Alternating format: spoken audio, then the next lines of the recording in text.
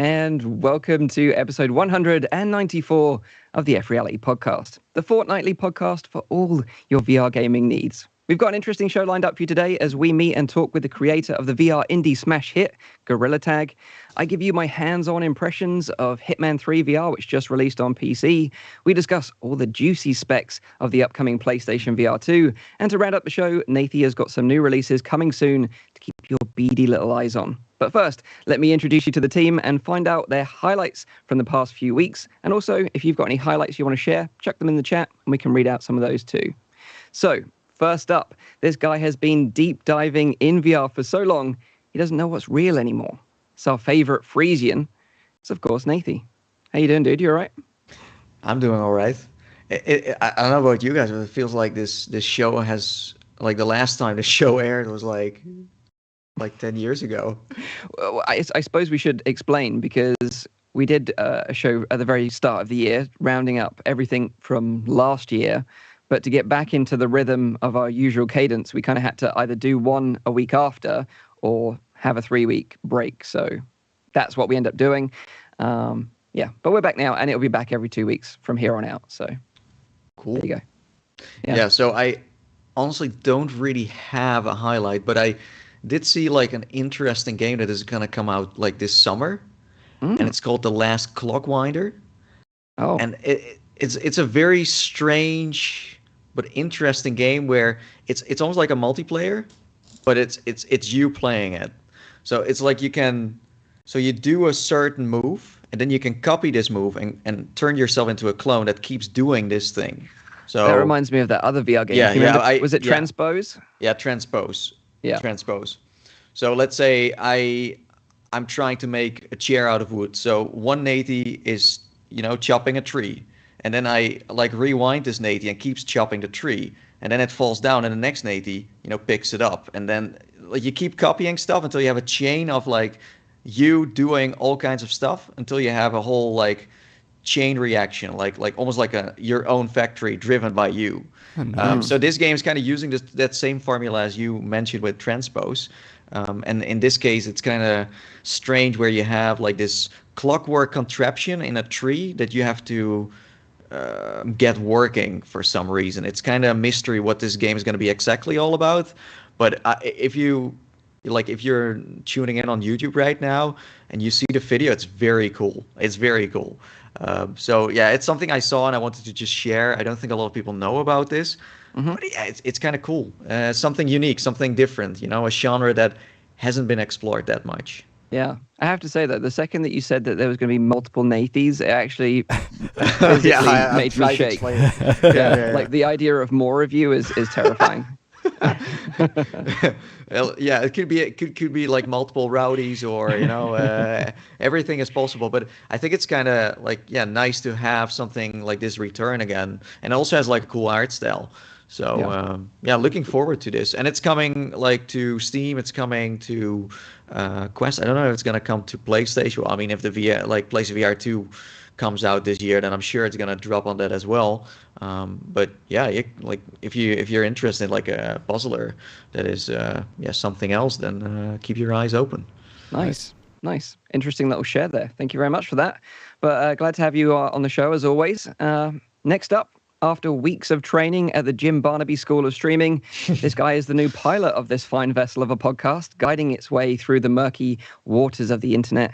It's the one and only Rowdy Guy. How you doing, dude? How's it feel being at the helm of this show? It's quite stressful to do this, a first time with Zim in my home country now. It's been interesting. I mean, he did a good job at like transferring everything to me. I might still like screw up here and there once in a while, so please don't shoot me if that happens, or do. I mean, doesn't really matter. But Zim will be back in due time, and he will be taking the helm back. But for the time being, it will be me. I have the power. You do. Too much power. Yeah. Any highlights from the past few weeks? So I only got back to Canada on Monday, and I haven't been able to do much VR. I've done like the general things a little bit to get myself back into it. I have noticed though that since I'm back in Canada, and I've never experienced this before, that I have, this sounds really weird, but I have an enormous amount of static electricity constantly. You're statically charged. I have it so much. I have it so much that yesterday I have like a metal frame keyboard, a metal frame keyboard. That yesterday when I touched my keyboard, I saw a spark flying from my finger into the keyboard, and it restarted. I've never had that happen before. Wow! Wow! But yeah, that's if you wanted it to restart, it's very convenient. Yeah, exactly. Like you guys are all playing around in VR, pretending you have superpowers, and I actually am getting superpowers. So. Yeah, pretty awesome. I would just say it's your electric personality, Rowdy. Oh, so charming. Thank you. Like Rowdy can like wear a Quest on his hat forever because he charges it with his own hat. Yeah. I've been a bit anxious, like putting like an expensive headset on my head because I'm so electric. Yeah. Wow. Yeah. By the way, if you notice anything weird about the stream, audio or anything else, just let us know in the chat, and we'll know if we need to fix anything. But I think everything's running smoothly so far. So yeah, nice job, dude. But now it's time to welcome our special guest for this show. It's Kerastel, aka Lemming, aka the creator of Gorilla Tag. Welcome to the show, mate. Looking forward to having a chat with you about the creation of Gorilla Tag a little bit later on. Yeah, thanks for having me on. I'm kind of a chatterbox, so once I get set off on a topic, I got a lot to say. So yeah, I'm looking forward to having a conversation. 3 hours show incoming. We always ask our guests as well, like any highlights from the past few weeks, any other VR games you've been playing that you quite like at the moment, or anything that's caught your eye that's coming soon? Not VR specifically, but I only got to play the DLC for Outer Wilds within the past few weeks, Echoes of the Eye. Really, really great stuff. I'm actually probably going to be bringing up Outer Wilds later in some of our other conversations, so figured it was that'd be interesting. I think there's a VR mod for Outer Wilds as well. I don't know if you tried that. I haven't actually tried that one. I've kind of, dealt with so many PC VR issues for so long that like you just want to chill. I'm kind of every time I think about starting it up again, flashback to the 4 Rift sensor setups and USB sound going off over and over. So yeah, that's fair enough. But yeah, I've heard the Outer Wilds VR mod is very good if you're interested. But yeah, looking forward to getting into it with you a little bit later on. Like Rowdy mentioned, Zim is obviously away. He's not with us at the moment. His last show was the last one with us. He's moved from Scotland to Canada now with his whole family, where he's kind of like starting a new part of his job over there. But from what I understand, I caught up with him on After the Fall the other evening, and they all seem to be settling in quite nicely. So yeah, he'll be back soon enough, but once he's got fully settled over in Canada. How far is he away from you, by the way, Rowdy? It's about, I would say, a 6 to 8 hour drive. Somewhere in between that. Wow. Okay. Wow. Yeah. Oh, okay. I thought it was just like down the road now. No. That's by train. It's like, I would say 4 to 6. Yeah, 4 to 6, roughly. Wow. He's so close. Imagine, like, how does it feel that Zim is now so close to you? Can you feel his energy? Oh, I can. That's why I'm so... Yeah, that's where this energy is coming from. Yeah. It's a warning. Polar opposites that are coming closer together. That's what happens when the FReality crew... Yeah, that's what happens. Yeah. Okay, so if you don't know who I am, my name is Mike, host of the show. My highlight is Hitman 3. Despite all its jankiness, I did have a lot of fun with it. But we'll be sort of getting into that a little bit more later on in the show with some other thoughts, because it's not great. But you can have fun with games that aren't great. So that's my highlight, but I'll talk more about it later. But before we get into all the juicy stuff, maybe we should thank the first sponsor of today's show, and that's our friends over at Resolution Games with Demeo. So if you've not heard of Demeo before, it's a fantastic turn-based tabletop co-op dungeon crawler where 4 players can gather together and venture out on a handful of challenging adventures. Kind of think Dungeons and Dragons in VR, and you're on the right track. Their latest expansion to the game, released just before Christmas, called The Roots of Evil, which includes a brand new adventure and a new character, the Bard. And Resolution Games, they have tons of content lined up for Demeo this year, including a social player hangout, which is coming in February, a flat PC version, which is dropping in April. And alongside that, they also have an upcoming PvP mode, which is pretty cool. So like players can actually fight other players. And then you've got 2 new adventures dropping throughout 2022. So tons of content there to play. The game is available now on Quest, Rift, and Steam with cross-play support. And we've added links to Demeo for Quest and Steam in the description down below. Yeah. So thanks to Resolution Games for sponsoring the show. Let's read out what some of the chat have been up to then. Any highlights from them? Anything that kind of stood out from the chat? Yeah, so we have Mr. Panda06 who had his birthday on Wednesday. Oh, happy birthday, Mr. Panda. And he's been playing Population 1. Maybe that's the game he got on his birthday. I don't know. It didn't say, but maybe. I mean, birthdays and Population 1 could be a thing. And then we have Jack Jones, who has been playing Lone Echo 2 with Virtual Desktop, the forgotten AAA game of last year, the best one of the year. Which one? How was it called? Lone Echo 2. Oh, okay, Lone Echo 2. I thought you meant like a board game. I was like, wait, what? Did I miss something? Okay. Is that okay? I'm a bit confused. I'm sorry. Let's move on to Watto UK, who has been playing Hitman 3. Well, he says it's a little janky, but okay. Well, we'll see what Mike says about this. Our expert of today, our Hitman expert. And then I've got to look for it, right? You do. I should be a Hitman expert. Yeah, like funny enough, I saw someone who played Hitman and dressed actually up as Mike? took you out. Oh, no. Okay. No. Someone was playing as Hitman, but then there was a guy, an NPC that looks actually even more than Mike than Hitman himself. Imagine that.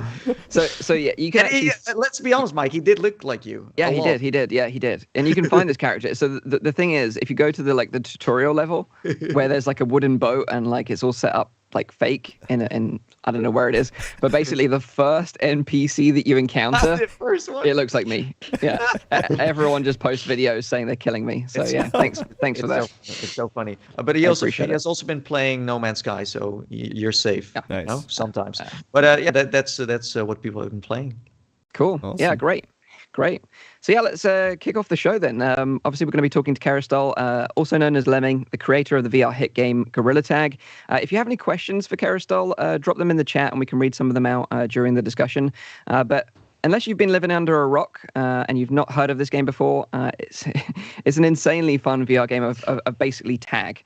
You play with other players online. The aim is super simple. You run, you jump and hide using your body, your arms to swing around and bounce around the arena, using your gorilla skills to basically avoid being infected by other gorillas. And you've got to be the last gorilla standing.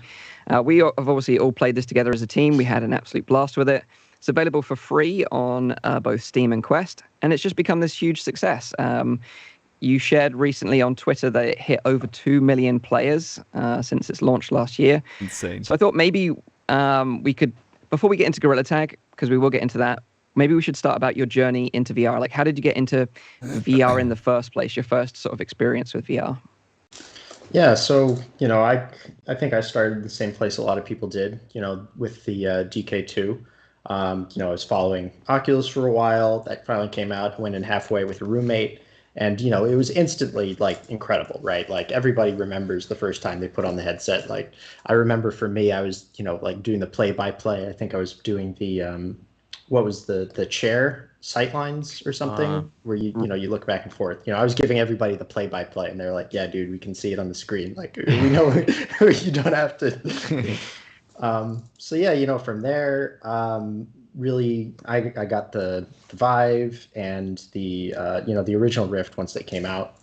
Space Pirate Trainer was actually the first game that I really connected with. That nice. Moving around, dodging all the things, being able to move from that room scale was really cool. But then kind of the first thing that really electrified me was Echo Arena, and I initially heard that it was coming out. I hear, there's this zero-G game. It's like, that'll be cool to try. Like, I don't really care about the sport aspect. I never really cared about sports games, really, but I wanted to try that out. And it was just so phenomenal that I was hooked. Like, the feeling of, grabbing onto somebody and flinging off and zooming across the field, like, it was basically unlike anything else. So I got really super into that. I played a bunch during the beta, and I got pretty good. I actually got invited to go out and visit the Ready at Dawn offices. There was a pre-beta event they had. They also invited some, traditional pro gamers to go and play there, and there was a little event, so that was ridiculously cool. And yeah, then I just kept getting deeper and deeper into it. They started hosting those esports events.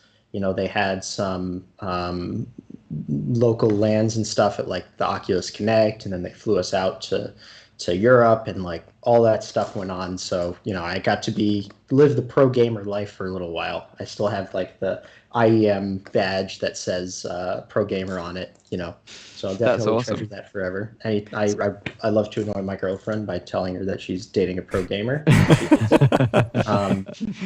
So that was kind of like my big, for me for a long time, VR was basically Echo Arena. Like, as far as I'm concerned, that game has like everything that I think is incredible about VR in it. And that is kind of like it, how people say like Alex or whatever ruined VR for them. Echo Arena ruined VR for me like years ago. So, now this is like, let's say this is about like, wow, about 3 years ago now. That's scary to think about. Maybe it was only 2. I've completely lost track of time, as I'm sure many other people have. Yeah. But I was kind of just looking at the state of VR at that point, and it felt like things were getting a little stagnant. This was before like Medal of Honor had come out, and that was like kind of the next big thing that had been announced. I think that people were looking forward to Alex at the time and things, but I kind of just felt like I was looking at the state of things, and I just felt like we weren't moving forward that fast anymore. For a long time, VR was really about experimentation and trying new things out, and we were seeing things like Echo Arena. We had things like Unspoken, and then after a while, we were getting more to like a lot of people had saw Beat Saber was successful, so there were a ton of rhythm games and stuff. Nothing against rhythm games, but they're not really my thing, and I just felt like things were kind of slowing down.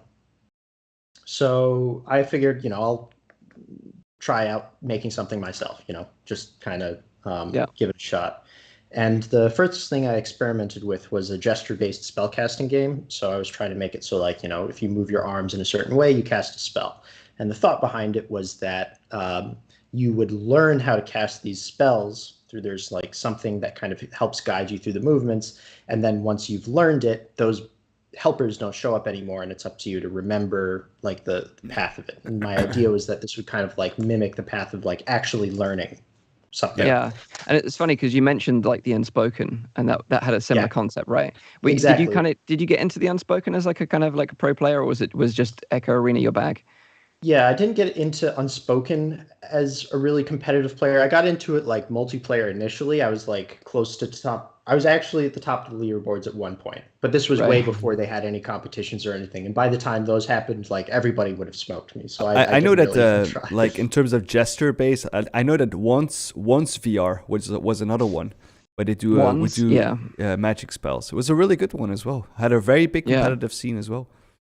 Yeah. And maybe we should touch on the competitive scene as well, because like obviously you got into Echo Arena, you was playing as a pro player, and funnily enough, the first time I'd ever heard of you, and I was telling you this before we started the show, I was at OC4, which was the first Oculus Connect I'd ever been to, like first time going to America on my own and going to like an event like this. And I was having a coffee, and a lady was there getting a coffee as well, and we ended up chatting. And then she's like, "Oh yeah, my son's playing as a pro like Echo Arena player." And I was like, "Oh, that's awesome." And she was like, "Oh yeah, it's Lemming." And I was like, "Oh okay, I've never heard of this guy before." And it was funny because I said to Karistel, like, "I've met your mum, but I've never met you before," which is super strange. But yeah, she was just so proud for you to be involved in something that's like so unique, right? And what was the name of the team that you was with at the time back then? It was Eclipse, because Eclipse. The LIP came from Lemming, iShiny, Palador. We were the three original players. That's awesome. And nice. do you still speak to those guys? Do you still play now, or is that long gone? Those guys are still pretty into iShiny moved over to. He's actually competing in Apex Legends now. He's on. Really should not forget the name of the team, but I forgot it. So okay, that's good. But yeah, he's doing that. Palador is still really into the competitive Echo Arena scene. He helps out like commentating and helping with events and running all those things. So yeah, he's super into that still. We don't talk one-on-one that much anymore, but that's mostly just because I've kind of, my focus has shifted to working on a video game 24/7. So yeah. And it's a shame really, because like back then, like Oculus was so invested in esports, right? And at OC4 and at OC5, they had these huge stages, huge production, like screens in the background. All the players like were on podiums, like they were lit up.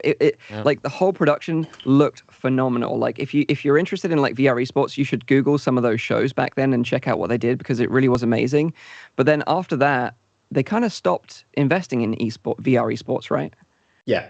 And I think a lot of us kind of knew that we were on borrowed time. That was kind of like Oculus was pushing something so hard. They had no right to have that much emphasis and focus placed on it, right? Not that it didn't deserve it from a quality standpoint, because I think the game is, Echo Arena onward, competitively, I think they're great. But, there just wasn't the same population, right? Like they were trying to show, hey, here's something that can be legitimate. Like VR can absolutely support these kinds of things. Those kinds of events weren't really ready from a player population standpoint. So we kind of knew like we should enjoy this while it lasts, because this is going to go away. Yeah. So I think they did a great job kind of proving out, hey, like 5-10 years in the future, once VR is super popular, there will be mainstream events like this. Once it kind of takes off and the games can support it, they're deep enough, they're competitive enough, and they also look really cool. Like, you can really tell that you're watching someone play a VR game. Yeah. So it was really, I think they were just kind of proving out, hey, everybody who's paying attention to this and really kind of understands what's going on, they can see that this will be a real game, a real thing. And obviously you're doing this as a hobby at this point. Like you're not gonna like quit your day job being a pro Echo Arena player. What were you doing at the time in terms of your day job? I was a software developer for a company called Workday. They do like HR, finance, student software stuff. It's all very thrilling. But I can't really speak negatively about it. It paid well. I was able to, spend time on my hobbies and stuff. I wasn't stressed out all the time. They weren't forcing us into crunch and stuff. So it put me in a place where I could basically spend my free time doing whatever I wanted. So yeah, it was on the whole good, but cool. Not. And then how did the so let's start talking about Gorilla Tag. So like how did this come about then? Like did you see like this void in the market and just think, there's space for like a crazy monkey parkour game? Like, what was the rationale behind it? It's funny because it really happened kind of organically. Like, I mentioned before I was trying out that gesture-based spellcasting thing, and like I was really struggling with getting it to work well. I had some things that kind of worked, and it was like, all right, whatever. But then I was kind of thinking also that, I want to be able to move through this world, right? Like, I don't want this to be like a teleporting thing or a stationary thing. So I want some kind of locomotion. And by that point, I had already started my vendetta against stick smooth locomotion. I had already kind of figured that, like, I really don't want to use this as a solution. There are a lot of things about it that I don't like. So I wanted to try and figure out something else. So then I naturally think about Echo Arena, right? Like, that's what I've spent all my time doing. So that's where my mind goes to instantly. And I didn't want to have it be 0G because I don't think that kind of generalizes that well. But I knew I wanted to have something that involved your hands to move. So I kind of was thinking like, okay, well, what if you, just kind of walk with your hands, right? Like, you don't want to have to constantly be grabbing the surface every time. That works in Echo Arena because you grab a surface and you push off. But if you're taking every single step, you don't want to like grab every time you're taking a step. So I thought, I'd tried something out. And I just messed around with a little prototype and I got it working. And I was surprised I got it working because I didn't know how to use Unity that well.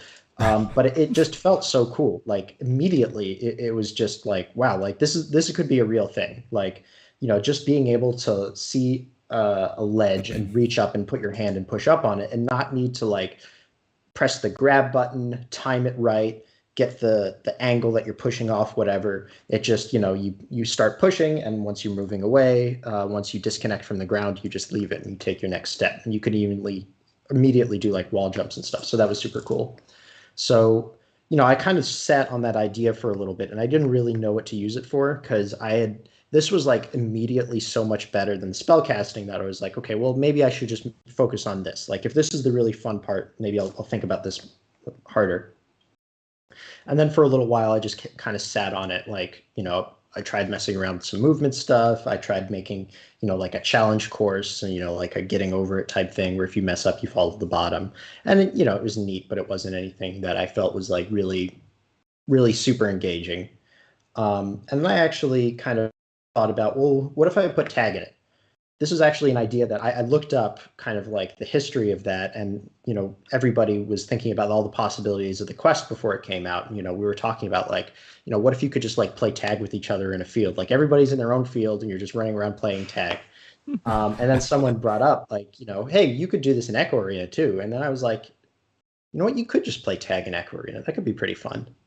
And then that idea kind of sat in the back of my mind, and I came back up for this, and then I put it together. And like immediately seeing someone else, being able for them to chase you or for you to chase them, it immediately felt like it gave you the exact same feeling you had when you were a kid on the playground. Like it was uncanny. Like, and what I found out about that is that tag never actually stopped being fun. It just became not plausible as an adult to play tag with anybody, right? What do you mean? Yeah. All right, I don't know how old you are, but I'm like 32 now. So like, if I fall down, half of my body's gonna break. I'm immediately gonna just be covered in sweat, so I can't do that in public. That wouldn't be proper. But yeah, it was just amazing, because it captured the feeling so well. Like, I really. There's something primal, I think, about tag. It's kind of cheating to make a tag game, because that's like the game that literally every mammal plays, right? Like, there's something deep in our DNA that is just like wants to chase things and wants to run away from things. So once I had that kind of like seed, I just started building on it. And what was really cool is that I shared this kind of like early pre-alpha whatever thing with some people from the Echo Arena community, and they all shared it with their friends, and they shared it with their friends, and all of a sudden I had this small community of people playing this not even beta game that I made that was super janky, and it was already like gaining a lot of steam. Like, people were playing this without me bugging them. Hey, can you help me test this thing out? Like, people would be organizing games and stuff and playing together. So that was kind of like, okay, well, I've really got to take this seriously, I think, just because I think it's doing something that nobody else is really doing. So I kept working on it. At some point, somebody brought it up that the locomotion seemed like kind of like how a gorilla moves. And I really liked that phrasing, because it's very evocative, right? Like, if you tell someone, oh, this game uses stick locomotion, you kind of have to know the lingo, right? To understand, oh, that means that you're going to grab the controller and point the joystick in a direction. But gorilla is like, oh, you move like a gorilla. Like, they walk with their hands, right? And it's such a great like association for understanding kind of like the gist of it. You don't need any further information. You totally just get it. So I was actually a little bit initially resistant to making the characters actually gorillas, just because I can't remember the specifics of why, but I just didn't feel like it, I don't think I am an excessively serious guy, but I'm not like inherently super silly, I don't think. So, like monkeys and gorillas, whatever, I'll just make something else. But the name just stuck too well. It was just too perfect. So I started putting all that stuff together, and then it kind of became Gorilla Tag. And when I released it back in February, a year ago now, it was, I didn't have any real expectations of like large success, but my feeling about it was, I think the game is just inherently super fun. Yeah. I think it's doing something no other game is really doing. And I think I've put a lot of ideas in there that I think haven't been explored enough in VR. So my hope was basically, if I put this out there, maybe other bigger VR developers will kind of pay attention to it and be like, wow, this is super cool. Maybe we can think about this kind of locomotion in our game or something. And what I was really hoping for was like, I would have considered it a success if there was at least one room of people playing at any given time, so that if you wanted to play, there would be people to play. That was kind of my benchmark. And then it just went insane from there. Like, I have no real uh, I have no real sense of like, how these things usually go, or how, what expectations you should have, because, everybody says the first thing you make is going to be terrible. It's not going to be successful. Nobody's going to care about it. And it just exploded. Like, I don't know how to explain it other than that. I haven't done any marketing. I haven't done any like promotion. It's not even on the Quest store. I looked at the stats from the past month, like Road to VR does those, it compares the reviews, and Gorilla Tag has more than twice the number of reviews as the top free app in the Oculus store. That's crazy. So like, yeah. And so kind of what that says to me is that like there's something to it, right? Like it's not just it's not just a meme, it's not just a joke. There's something about it that really appeals to people and engages them in a really deep and visceral way. Like there's something that makes you feel like you just want to be in that place. And it's not just, oh, I want to play tag, because to be honest, I don't think anybody wants to play tag for forever, right? Like I got bored of the game, like just to put it bluntly. I played it a lot at the beginning because I just thought it was super fun. And then I've played enough tag, so I don't need to play tag anymore. So every time like I test out something or build something new, I only put in the stuff that I think is really awesome. But there's something about it. And, I guess this is kind of where the thoughts I have about VR, this is kind of like my putting my money where my mouth is, right? And what's interesting is I don't think I put any ideas into the game that I didn't get from Echo Arena. In my mind, Echo Arena is like the Rosetta Stone of VR. It's like, it's got everything in there. You just have to know how to decipher it. And for me, the two biggest things about VR are the ways that you can be present in this alternate world. So I think the word presence has gotten a little bit muddied because it used to mean your brain is literally tricked into thinking this is actually real, and if you take a step off the building, you'll literally die, which only happens when you're first getting used to VR, right? But I think it's still really important for creating a world that doesn't constantly remind you it's fake, that doesn't constantly put menus in your face or floating icons above people's heads or have loading screens or all these things. If the world is built as kind of an internally consistent, plausible alternative reality, I think that's really powerful feeling. And that's something that you can only really get in VR. And the other thing is the social interaction. Like the level of social interaction you can have is second only to real life, right? Like video chat was kind of like, people before it was popular, people were like, oh my God, it's going to be so cool because it's going to feel like you're in the same room as people. But it really doesn't. Like everybody knows that video chat is barely a step above talking on the phone. I mean, at the most fundamental level, if you're talking to somebody directly, you can't even look them in the eye, right? So your brain is telling you that this person hates you because they won't even look you in the eye, right? So there's something about it that there's that disconnect. One of my favorite anecdotes actually about social VR is back in the Echo Arena times, in the beta before the game was released, I got the chance to play with Dave a bunch, one of the developers who created it.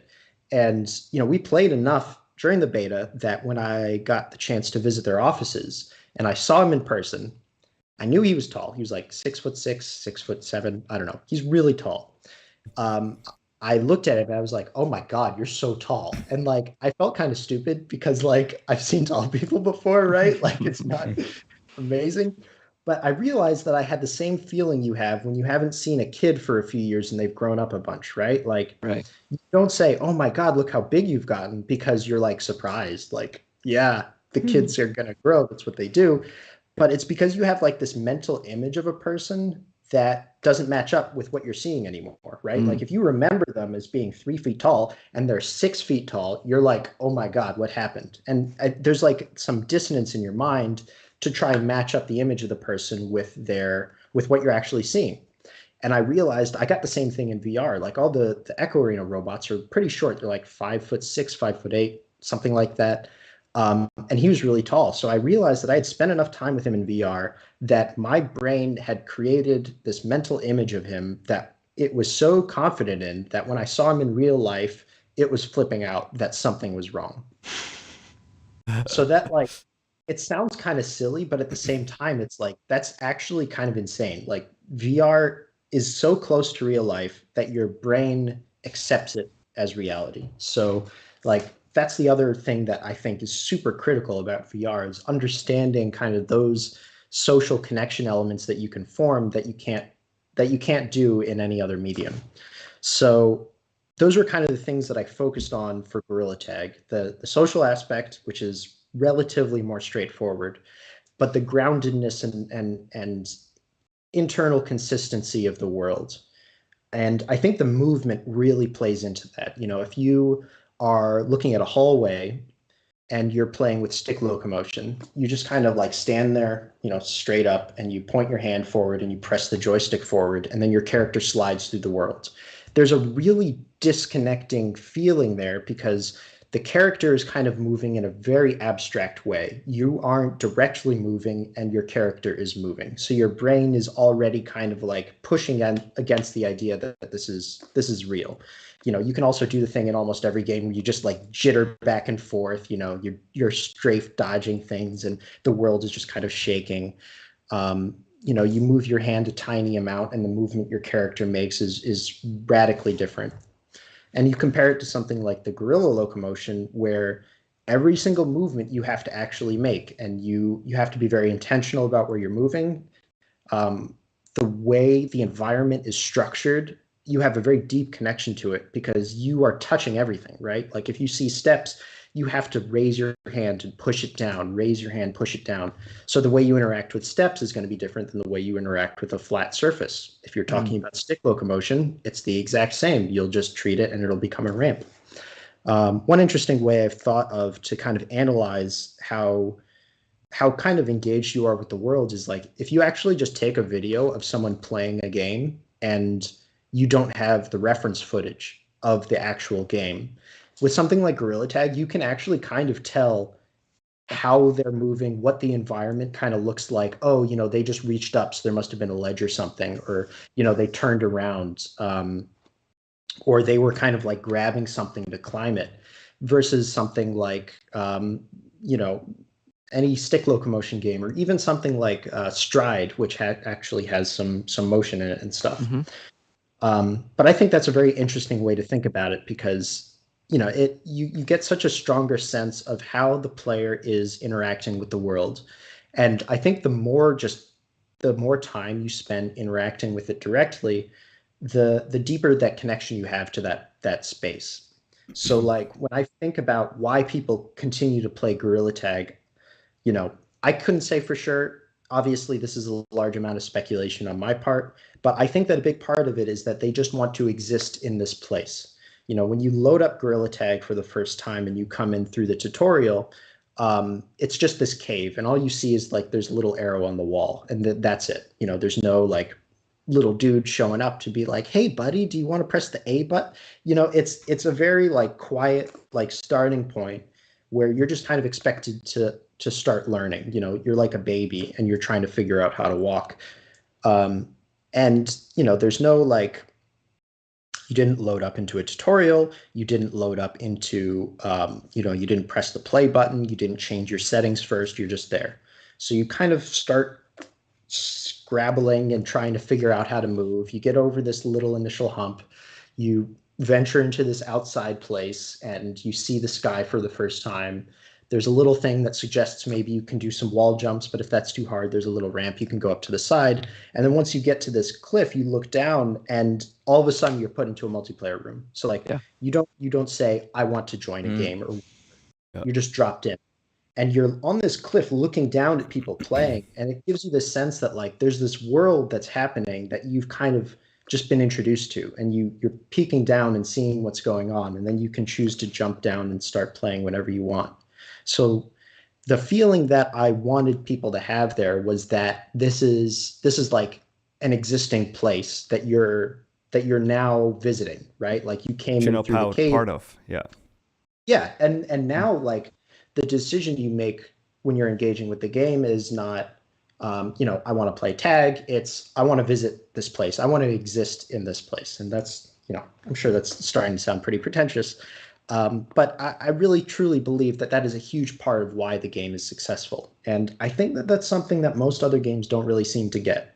And I say that I got this from Echo Arena because it was the exact same thing. When you start a multiplayer game, they still do have the menus and stuff, so you press play, but you start in this little thing in this little pod, and you pull this thing, and then it lets you out into this room, and you're in this lobby with other people, and they're just doing whatever. They're hanging out, they're throwing the disc to each other, they're punching each other in the brawler room, and then when you want to play a match, you have to float over to a podium and press the play button, and then wait for the matchmaking to happen. So like it's all very grounded in the space. It is structured in a way where if you wanted to play, it felt more like you're visiting this lobby, and then that's where you're going from there.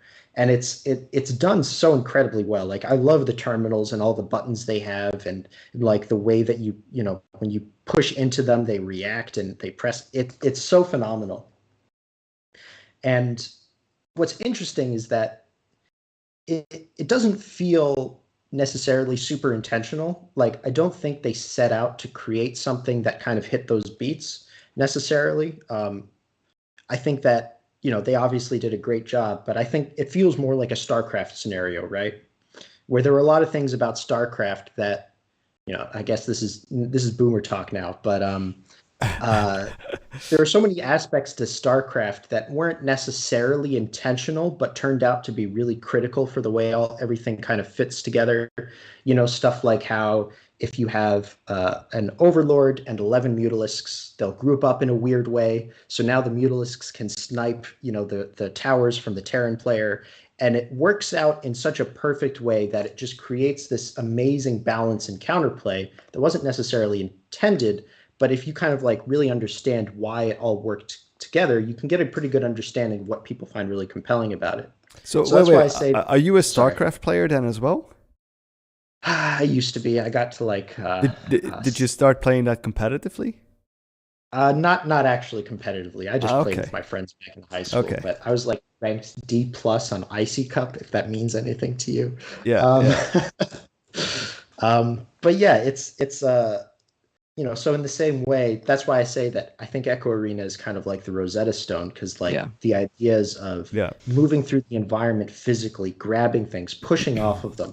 You have such a strong connection to the space that way. The multiplayer is like, and the social elements are built into it from the very bottom, like being able to look at someone and see what they're looking at and then go to that thing together, even being able to just grab onto them and they can take you for the ride. It's such a powerful experience. And I think the proof has been that I think that with Gorilla Tag, I took all the things that I thought were best about it and kind of stripped away everything else. And the game is really successful, I think, as a result. I don't think it's a fluke. I don't think it's just meme or a joke.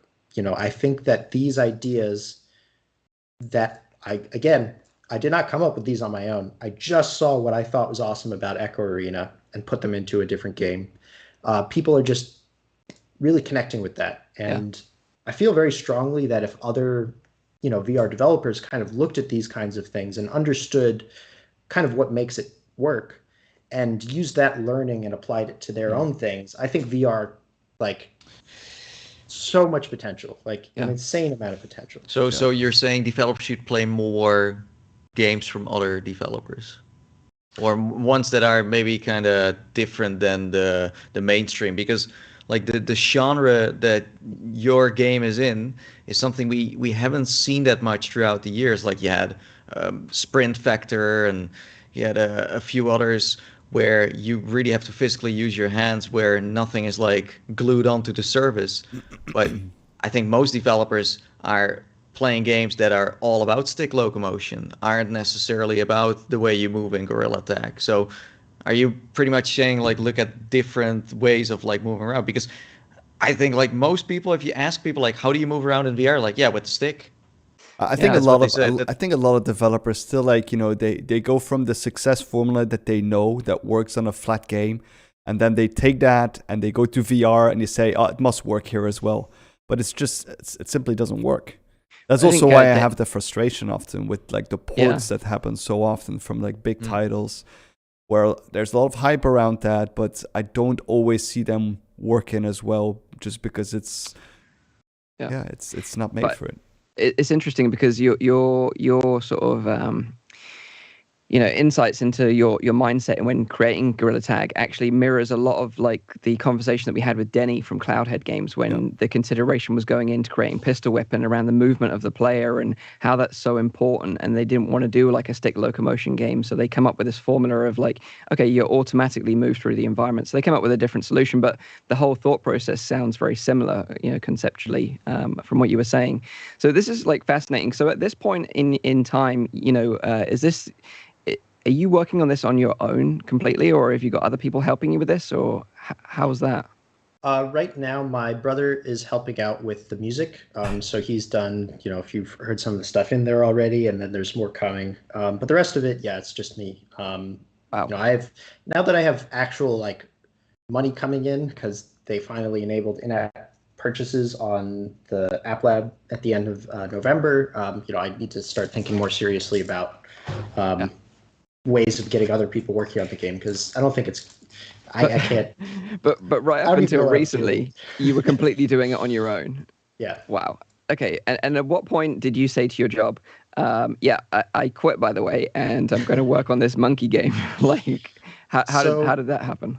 I actually took a sabbatical in July, and I'm technically still on that sabbatical just because, I didn't know how things were going to work, especially because, the success of the game the game seemed successful, but I wasn't making money from it yet, right? And in my mind, anything that can go wrong, I'm worried about going wrong. People misquote that a little bit, but I was worried about, maybe people just lose interest. Maybe I make a change that makes everyone hate the game, who knows? So, now I need to think, what am I going to be doing?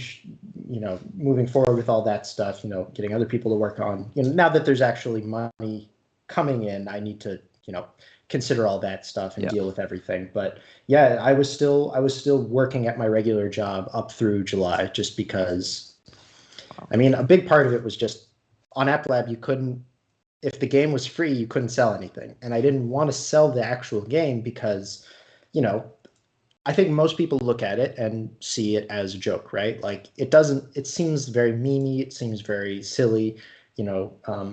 I've had a bunch of people say it looks like it was made in like a weekend or something. I worked really hard on it. Yeah. But it doesn't seem like that serious of a game. And, my initial motivation for making it wasn't like, oh, I want to make a bunch of money.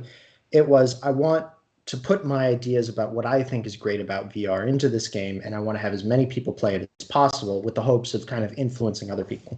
So I think keeping the game free is really important for that, not just from a, like, people trying it who might not have otherwise, but just from I want more people to play it standpoint. So yeah.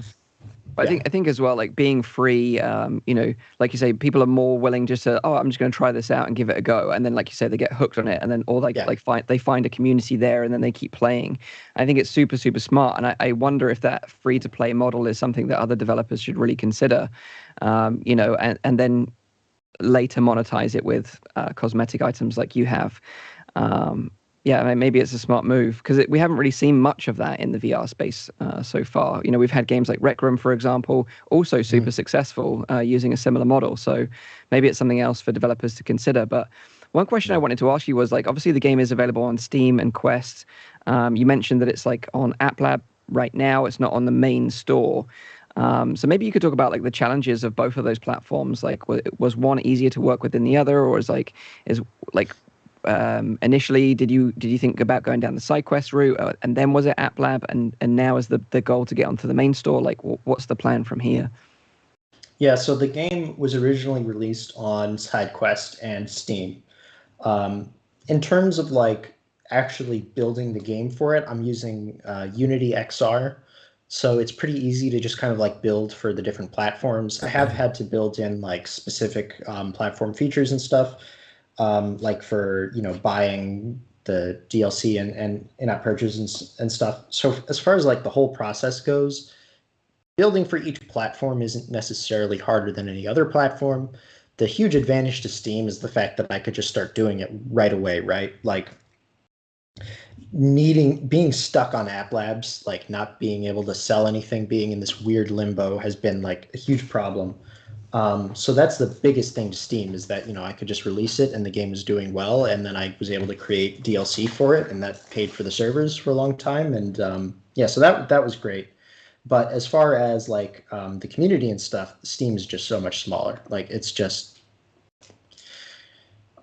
I think that when people say things like PC VR is dead, they're kind of missing the point, because PC VR is like bigger than it ever has been, right? Like, it's constantly growing. There's constantly more stuff being made for it. They're still, making games that are selling more than other things in the past. But it's just small. Like, it's just tiny in comparison to what has happened with Quest. And, especially over the past year with the Quest 2. But yeah, so it started on side quest. That's always annoying and fiddly to have to go through that process. It eventually got accepted to App Labs. I was part of like the second or third wave, I think, something like that, of people, because I didn't put it on there like the first moment it was available. App Lab side quest is fantastic for what it is, but it's a huge ask to have people like connect their headset to their computer and press update and all these other things. Like, I was intentionally putting off updates at certain points because I didn't want to have people constantly taking their headset back and forth to update it. So App Lab was super important for that. What's interesting is that I don't think App Lab represents like the state of where Oculus thinks things should be. I think they are still kind of figuring out how they want to run things and how they want their stores to be structured and all this stuff. I think they're kind of learning along with everybody else. Like, I don't think it was in their best interest for in-app purchases to be delayed until the end of November, but I don't think they necessarily understood how important it was. Do you feel like you were a driving force for the in-app purchases? Maybe. I'm not sure. It's hard to tell, and I also don't want to be like, too like arrogant about like the impact and stuff I have. But I will say that all the interactions I've had with them are more or less on the level that other developers and stuff, like I'm in the Oculus Start program, and, I'm not looking for any special treatment or anything. And they had talked about how they planned on having in-app purchases or whatever by the end of last year, and they did. So yeah, I know that someone asked Carmack a question along those lines during the last Facebook Connect. Yeah. But I think it was coming anyway. But yeah, again, I don't think it was like an intentional like timeline thing. I think that's just kind of how things shook out. Yeah. And maybe we should touch on that, because you mentioned something about the servers. Like, you were obviously, because the game was free, you were doing all this work, you were hosting the servers, the game is getting super popular, the community is growing, you're going to have to increase the amount of servers that you're supplying to host this game.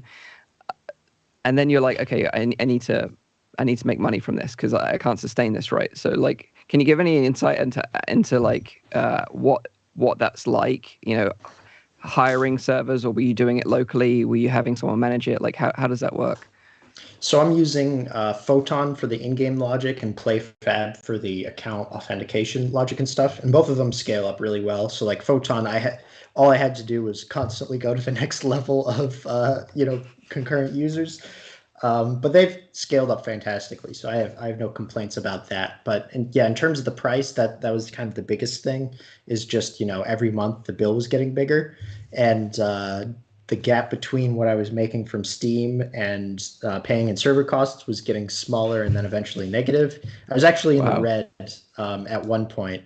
Not too big of a deal for me. I had plenty of my own money saved up. But if I was like, a recent graduate, or, was working a job that wasn't as I'm very lucky to be in the position I'm in. So I had plenty of my own personal money. I didn't want to be putting my own money into it. Sure.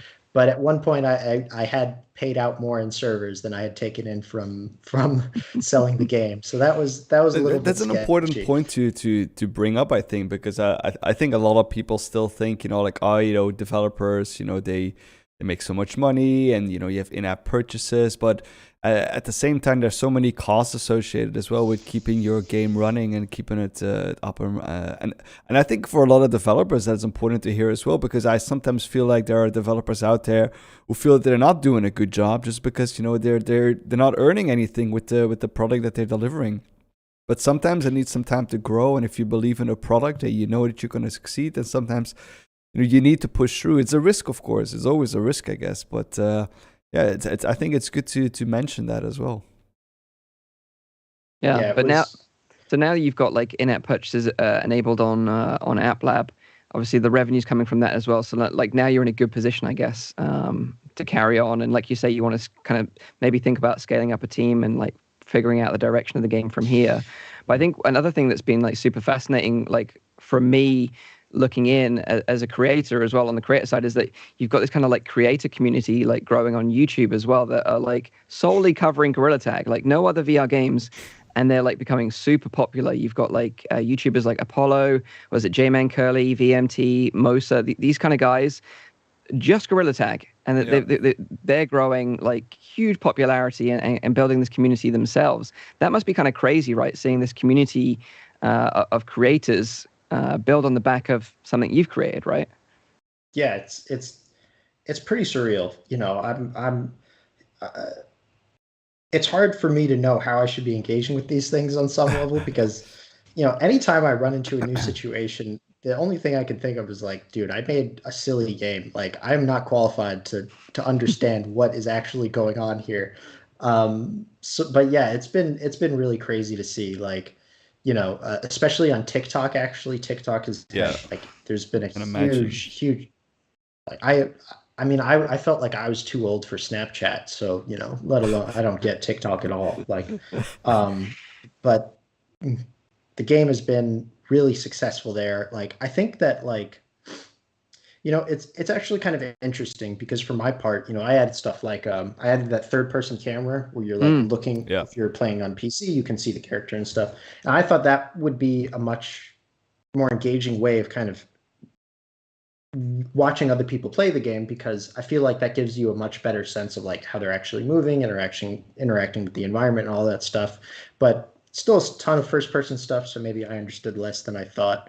But yeah, it's been really cool. You know, it's really cool to see all these people so excited about this and like want to continue seeing more of it, you know, because like I think that there are like two kinds of creators, like the personality creators and then the specific thingy creator, right? Like that specific thingy can be narrow or broad, but like to have people focused exclusively on Gorilla Tag, like you said, is yeah, I mean, it's nuts. Like I don't know any way other to put it. Like it's just weird, you know? Like I don't know. So like at this point, you know, you've just gone past, what is it, 2 million players. You know, what is the plan from here? You know, like are you considering other platforms like, you know, PlayStation, for example? You know, like how do you scale it from here? Obviously, you've got like cosmetic items now, so like you can buy hats for your gorilla, right? And then that sort of is a way for players to support you and support the game and for it to continue growing. So like what are the plans, the future plans from here, if you can share any? Yeah, so my thought towards it are, you know, like one of the biggest things that I released recently was there's a new game mode I called Hunt, where, you know, every player has a little thing on the back of their hand that says, you know, who their target is. And instead of tagging everybody, you're trying to track down that one specific person and tag them. And then once they're out, they can tag other people to slow them down, but, you know, they're out of the game until there are two people left, because, you know, they're targeting each other and the simultaneous tags would be kind of dumb. But, you know, that's the new game mode. And the reason I released it was because I feel like it added a different dimension to the game. You know, it's not just about tagging people. It's about like, you're worried about who's chasing you down specifically. You know, you're trying to convince the other people to target, you know, the person who's chasing you and slow them down so that you can chase the other person better. But the gist is that I feel like it added enough to the formula that it was worth including. So my thought process towards things is I'm not trying to just like kind of create more stuff for the sake of it. I want to create more stuff that I think adds to the experience in some significant way. So one of the biggest things that I'm kind of working towards, and I say kind of because I've been trying to get it done for a while and it's been a lot harder than I thought it would be, is that I'm trying to create like a larger lobby area When I say lobby, I mean like right now when you start, you're in this little tree and there are several different paths you can take to the different maps, but it's very cramped and constrained. So I want to kind of rework that so that it's this larger area that has like the individual maps and stuff as different places you can visit. And I'm hoping that'll allow me to kind of expand things in a few significant different ways. One of the biggest ones being that I want to add in better ways for people to find communities of players in the game. Like if you've ever, if you've played, more old school shooter type games, the way those used to be set up was that there would be all these different, maybe some official servers, but also a bunch of community run servers, and they all have their own rule sets and their own players. And you would kind of like bounce around onto the different servers until you found the server that you would kind of consider home, right? Like that's the server that you would constantly join. You might even wait for a spot to open up because those are kind of the people you wanted to play with. It wasn't always the specific people, but it was that group of people. It was like that friend group. And right now, with the way that games generally work is just like matchmaking and stuff, right? Like you play with people and you will literally never see any of those people ever again. And that's kind of how Gorilla Tag still works, which is unfortunate. But I want to make it so that you could say, like, if a bunch of people want to play mini games, maybe you join the mini games lobby, and now you'll be matched with other people who have opted into that mini games thing. And now, if you want to play like Sharks and Minnows or Ghosts in the Graveyard, which is a new thing. I don't know what any of these game modes are. This is just stuff you can make This is on the their own. first I've heard of this, though. I need to check this stuff out. Mall Rush, crates, statues, like these are all like community-made games? Yeah. It's all just using the infection game mode, and then they just like, hey, you cheated, you're not allowed to do that, like, this guy's all that kind of behavior. Right. But I want to enable that more strongly. Like there's people kind of figured out a way to do that. Like if you want to create a private room, I just took the same thing that Walkabout Mini Golf did, which is you just type in the name of the room you want to join. So if you want to join a private room with a friend, you would just join, FReality, 553. And then if you join that one and everybody typed in that same room, then you would join the same room. So you don't need to bother with friend codes or adding your friends or doing anything like that. You just find a communal space to all join.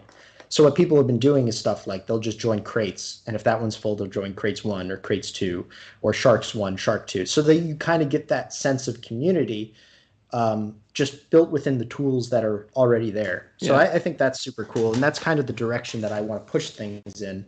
I want to try to figure out the way that people are trying to engage with the game in the world and figure out ways how to make those processes better and to enable the better connections that people want to have. A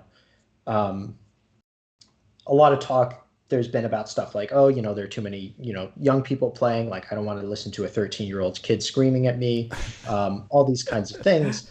But, what's funny is that on the flip side is that like the 13-year-olds also generally don't want to play with 30-year-olds, right? Like everybody wants to play with the kind of people that they want to group up with. And right now, the game doesn't have enough tools to let people kind of figure out how to do that on their own.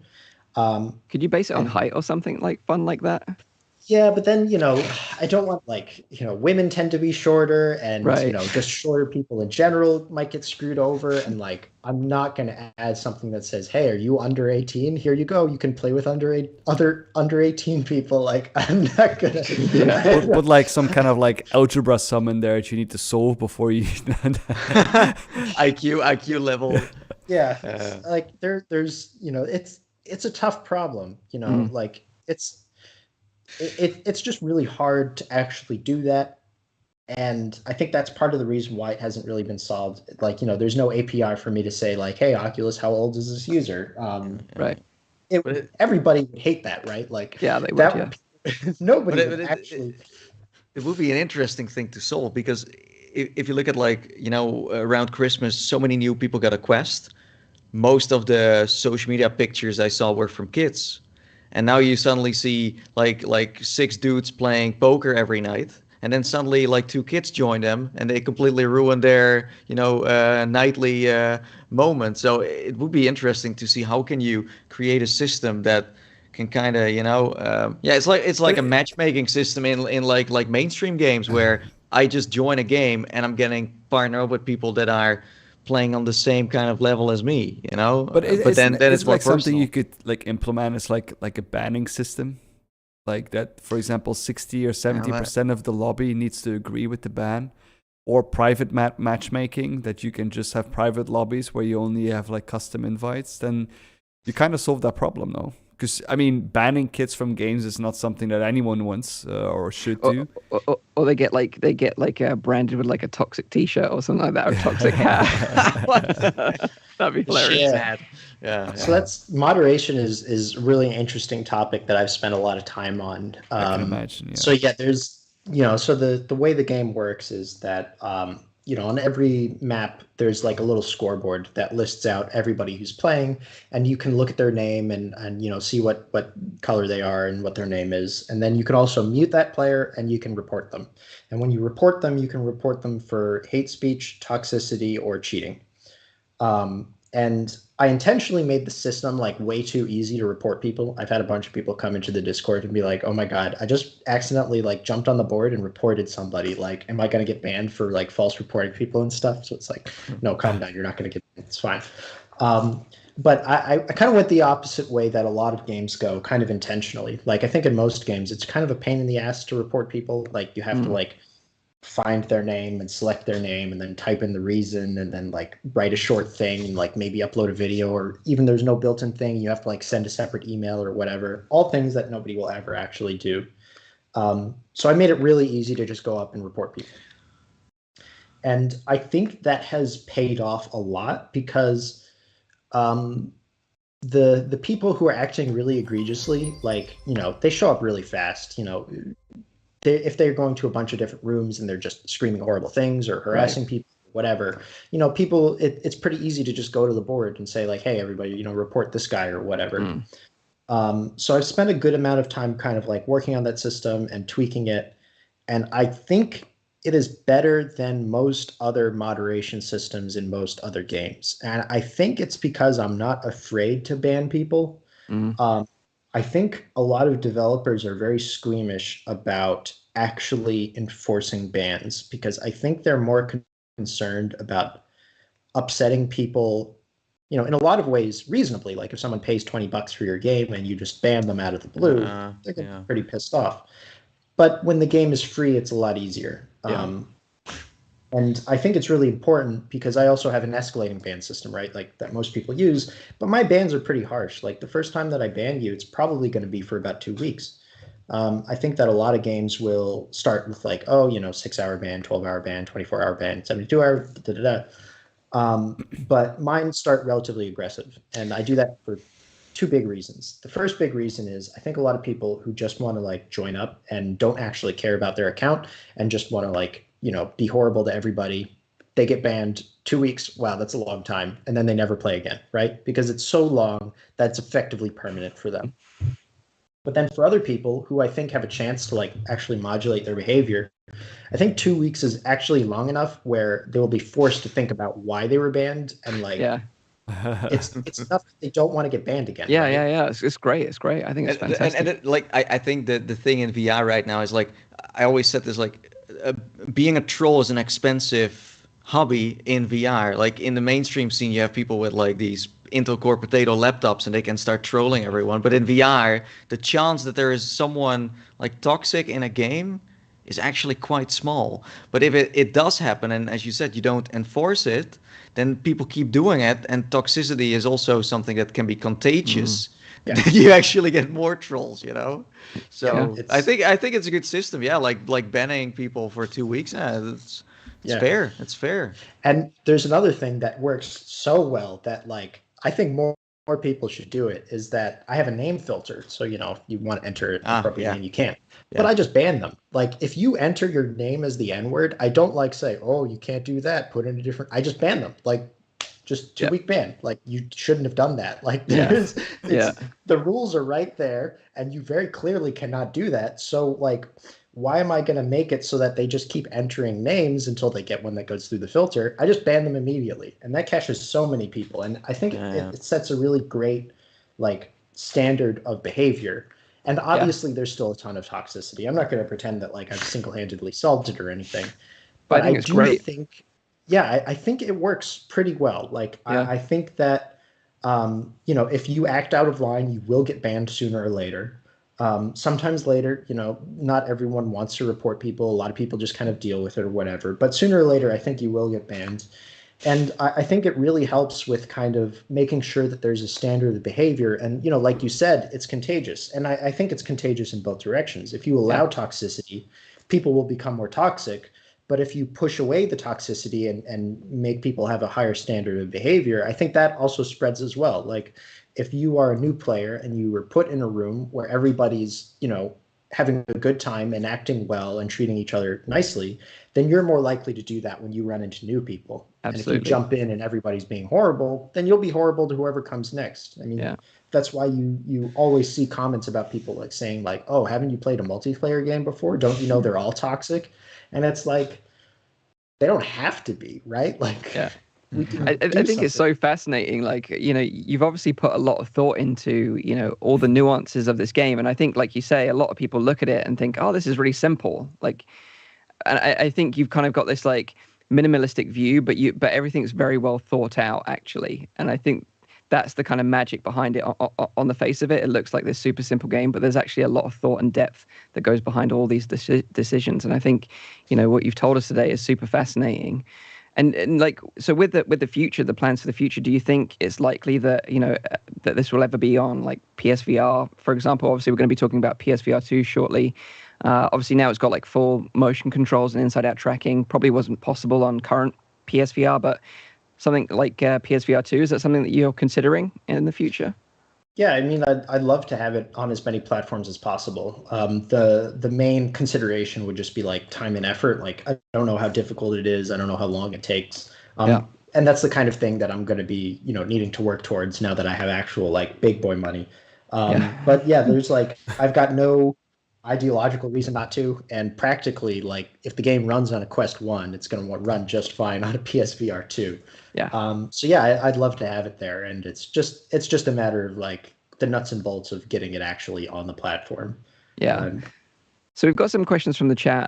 There was one question that says, when are we going to get a realistic texture pack when the game looks super realistic with ray tracing? I don't think that's something that the modding community is actually really strong. There's like a Discord with like 90,000 people in it. Oh my God. If you find the Gorilla Tag modding Discord, I think that some people have created like high def, versions of the game and stuff. So yeah, look it up. It might be there. I'm not going to make it. One funny thing I did see was like this super polished trailer that came out just recently. Have you seen this? It was like, it was like maybe like a week or two ago. It was like really high-end graphics, like still like blocky Gorilla, but really like high-resolution graphics. You should check it out. It's super fun. Have you considered something like that for like your official trailer or something like that? Because right now it's like just game capture, right? It's, like you said, you didn't put any money into marketing or anything like that. So it all comes back to like, there's so many things that I would like to do, but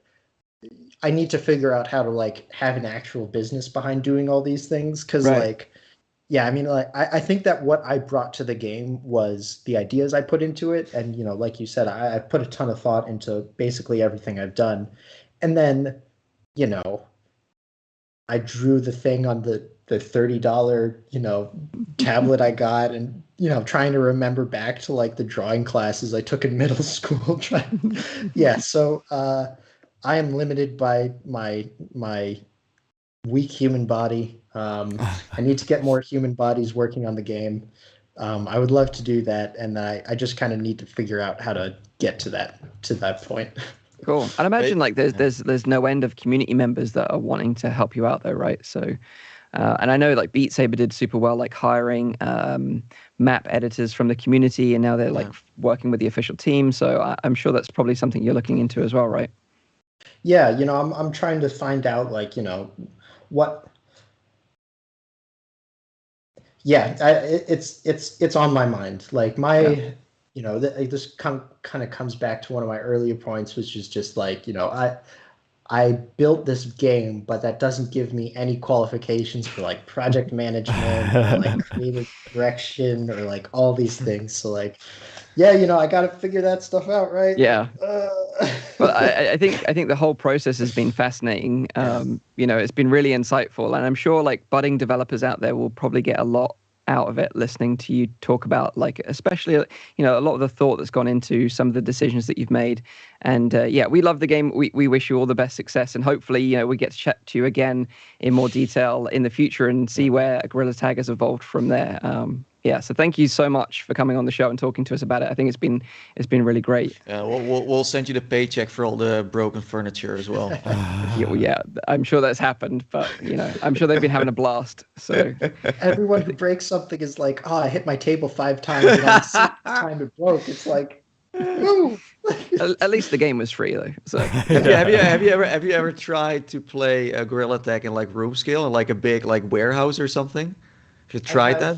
I have my little pad, and I don't step off it, or I will hit stuff. So no, I'm too afraid to move. But yeah, I really appreciate you guys having me on, and it was really fun to talk about this stuff. Of course. And also, feel free to chime in. Be interesting to get your insights into the other topics that we talk about throughout the show today as well. And if you've got any additional questions, put them in the chat, and we can sort of also add them at the end of the show. So if you guys can keep an eye on that, that'd be great. Let's talk about Hitman 3 then, because as we know, Hitman 3 launched last year. And then with the release last year, they launched a VR mode with the game that was exclusive to the PlayStation VR, right? I think we all played it back then, right? Am I right in thinking that? No, I didn't play it.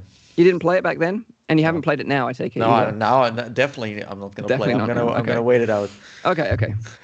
So yeah, it was a PSVR exclusive, and it had its moments. It was fun, but was of course limited by the PSVR tech. You couldn't turn around in your play space. As soon as you turned around, there was like a message that popped up saying you need to face the camera because otherwise the tracking would go all wonky. They didn't implement the Move controllers either. You could only use the DS4. But it was tracked, right?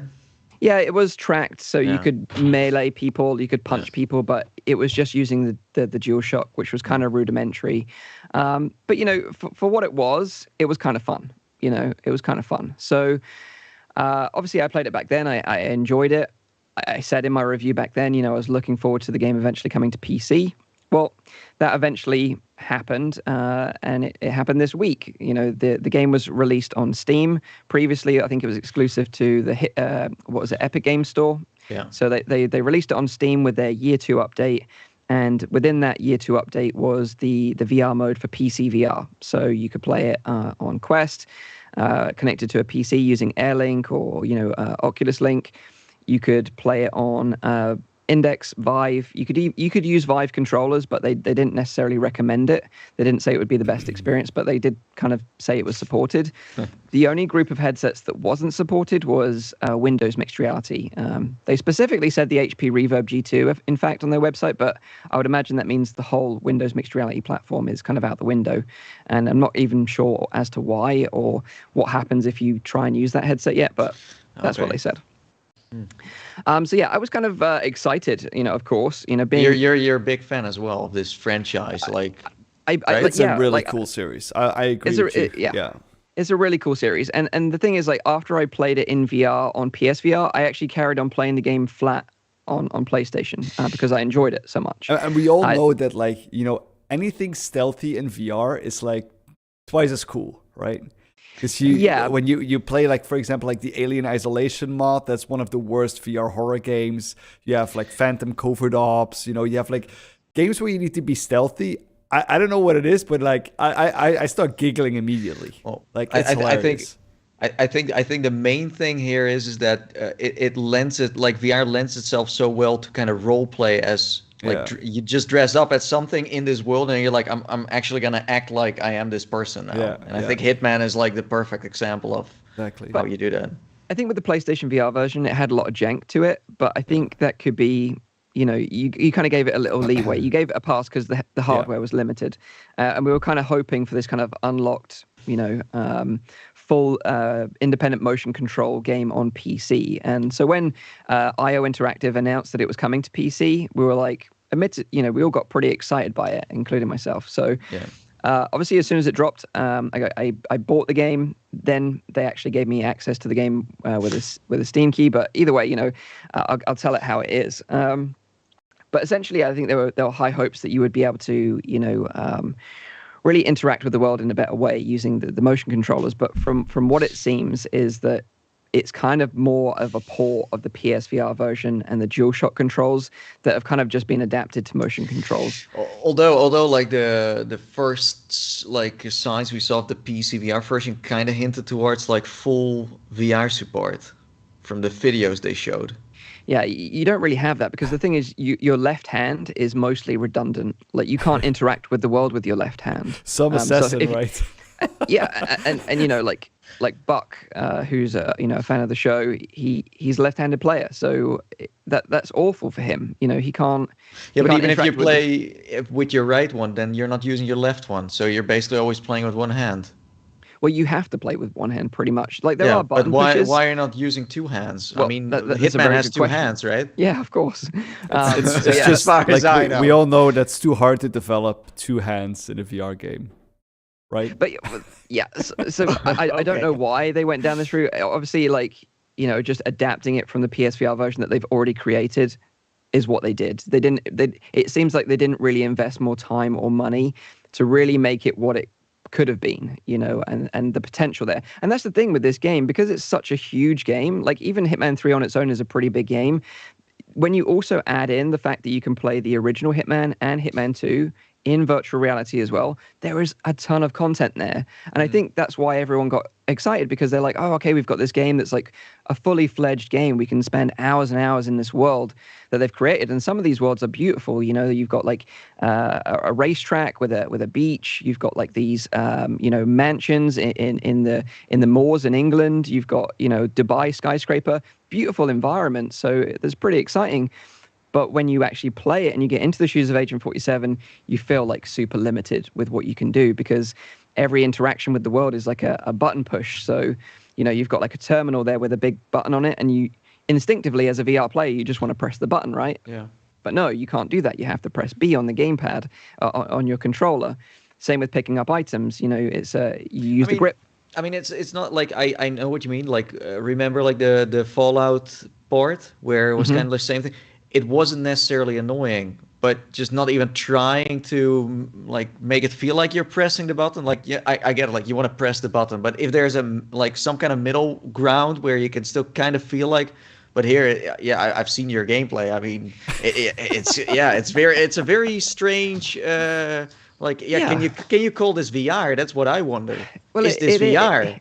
It is, and not. It's nice being in the world, because the world is super detailed and it's fleshed out with NPCs that are all doing their own thing. It's like Pancake meets VR, but it just doesn't. It's not a nice marriage or something. It's not a nice marriage, no, because you can't physically crouch. You have to push the thumbstick in. Okay. There's no manual weapon reloading. That's all done automatically. You can't even open a door. By just pushing it open, you have to push a button. And this also relates to interactions with enemies. When you want to take down an enemy, the collision detection is kind of off. So you could be like, I've seen that, yeah. You could be stabbing them and nothing happening, and they just like stand there like as if nothing's happening.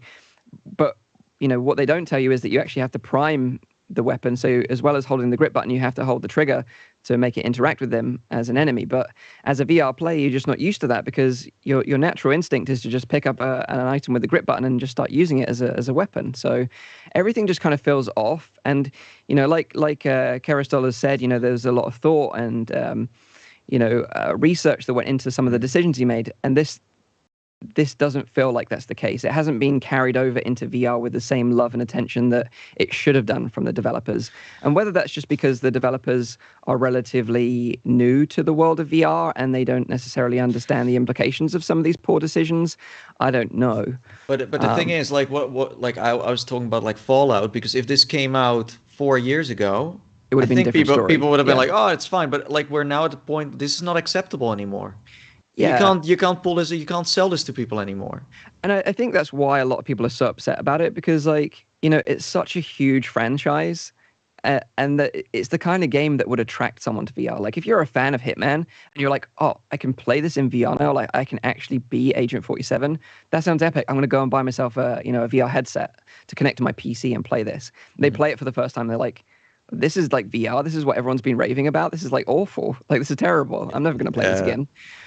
And that's the thing. Like this VR mode is more of a gimmick than it is like a way to play the game. Like I wouldn't want to play the game this way. As much as I'm a fan of the series, like you don't feel like you're an assassin when you play the game in VR. You don't have the skills there.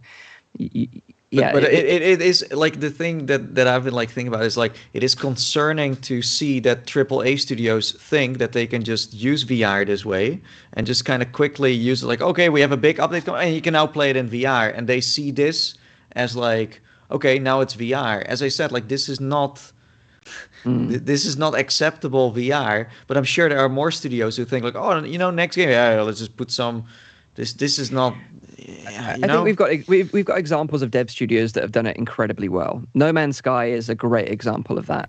Where they never really had any previous history with VR, and yet they made one of the best pancake to VR modes anyone's ever created. And I think as well, like it's also understanding VR and the power of it and what makes VR feel good. None of that is in this game, which is a real shame. And I think that's why everyone's so disappointed and everyone's kind of like hating on it so much. But with interactions aside, the game also doesn't look particularly good. And I don't know if it's because of the way they've implemented VR into the game, because you've got to understand whether you own the game on Steam or Epic Game Store or Microsoft Store or even with PC like Xbox Game Pass, you can play it in VR. Doesn't necessarily use Steam VR as like the kind of platform to implement the VR. They've kind of like done it themselves in a weird way. But it also means that you are very limited with what you can do in terms of adjustment. Like bearing in mind, I'm running like an RTX 3090. I cranked everything up to max and it looked like just super blurry, blurry. That's just copy paste from PlayStation and then give it to you on PC. It felt like that way. It felt like I was playing the PSVR version, but just with a PC VR headset, even to the point where you had this kind of real weird artificial screen door effect at times.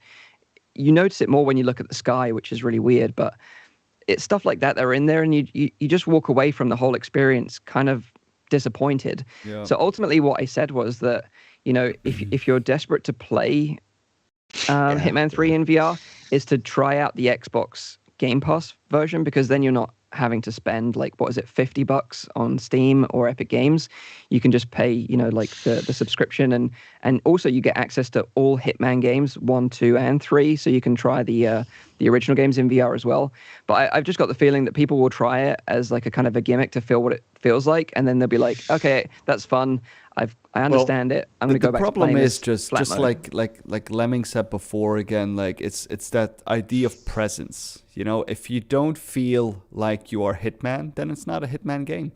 It's not a Hitman VR game, at least. Like the core thing about, like, I would far prefer that they would limit the amount of interactions that you have, but then the interactions that are there need to be really, really well done. If you like, I saw the garroting, you were able to do that, but then polish that up so that it really feels like you're garroting someone. That sounds a bit weird, but okay. Like, do those kind of things.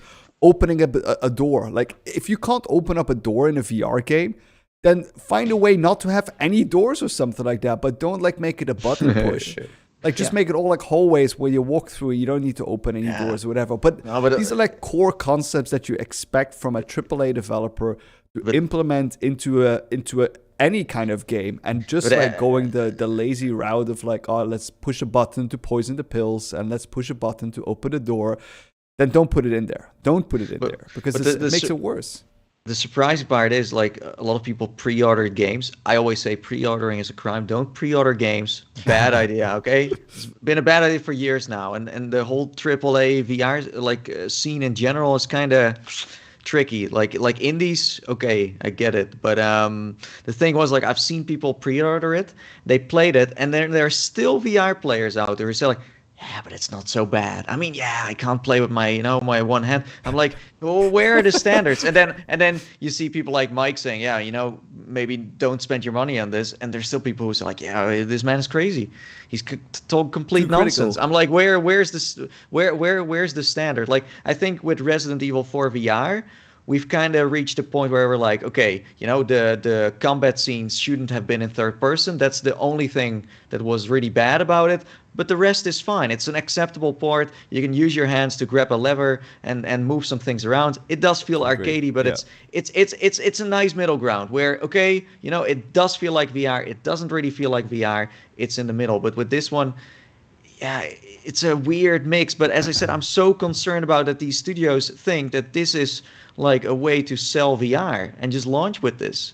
I think that's the disappointing thing, because they've had a year between the PSVR release and the PC release. They could have done so much. And like, Rowdy gave the example of garroting someone. And I actually said during my gameplay, like, how cool would it be to, like, when you garrote someone in VR, that you feel their heartbeat in the controllers, and then it slowly ebbs away as you like kind of, you carry on. It's kind of sick, right? A bit psychotic. You end up in something, Lemming.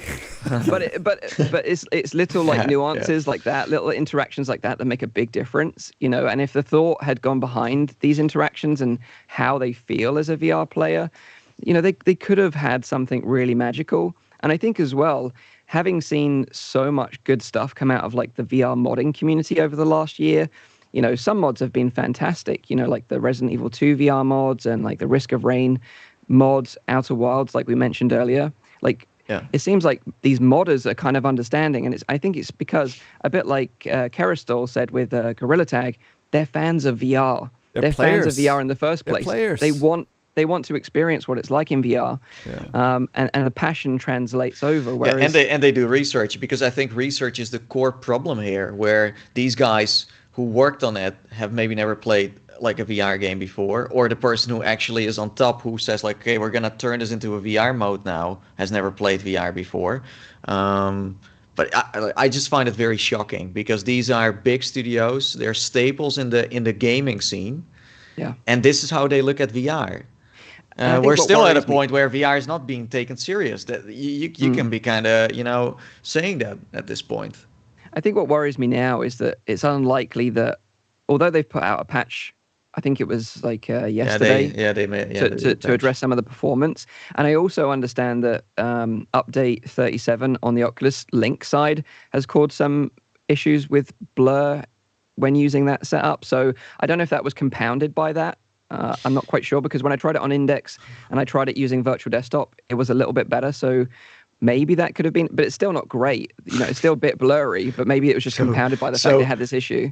So you're basically saying that Hitman Go is still a better game. The first VR game of Hitman. I forgot about that, actually. It's the first Go Hitman VR game, on the go. I forgot about that. Yeah, so I was wrong that it was the first time you could play Hitman in VR. But what concerns me is that I wonder if they care enough to address a lot of these issues and work on it more. Yeah, but it's going to cost a lot of money. That's going to cost like insane amount of money. I don't think they're going to do that. Then you have to properly put money into it. And they really thought they could just make a cheap knockoff and just get away with that. And a lot of people threw a bit of shade my way, and they were like, you can't compare this to Half-Life Alyx, and you can't compare this to games built from the ground up for VR. And I wasn't comparing it. I was just saying that the devs should understand what makes those games great and apply what they can to Hitman VR. And I just don't think they've done that. I think they've done the very bare minimum. Why can't you compare that? There is a certain standard. I understand that you can't compare the budget and you can't compare maybe the experience, but you can hold them to a certain standard, no? Like a certain standard. I do appreciate that adapting a flat game to VR is very different from developing a game from VR. My stance on it. I don't think they should do it at all. But I mean, it does bring people in there, of course, but it also leads to a lot of disappointment. That's just how it is, and it will always be like that with ports. Yeah. It's just that PC VR could have had a great title for once.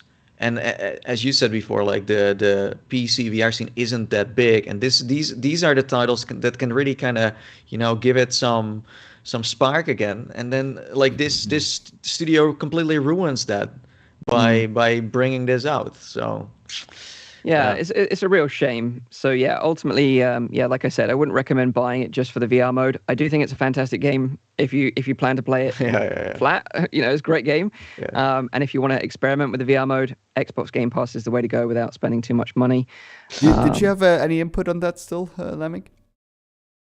Yeah, I mean, I think that a lot of this comes from the fact that, it's a port. So obviously they're working with the constraints of trying to figure out how to adapt, the flat screen game to VR, right? And like you said, things like, I'm sure that when it came to like holding the object, they're like, okay, you're holding the object. And then they have to figure out how to not make it so that you accidentally stab everybody you come near.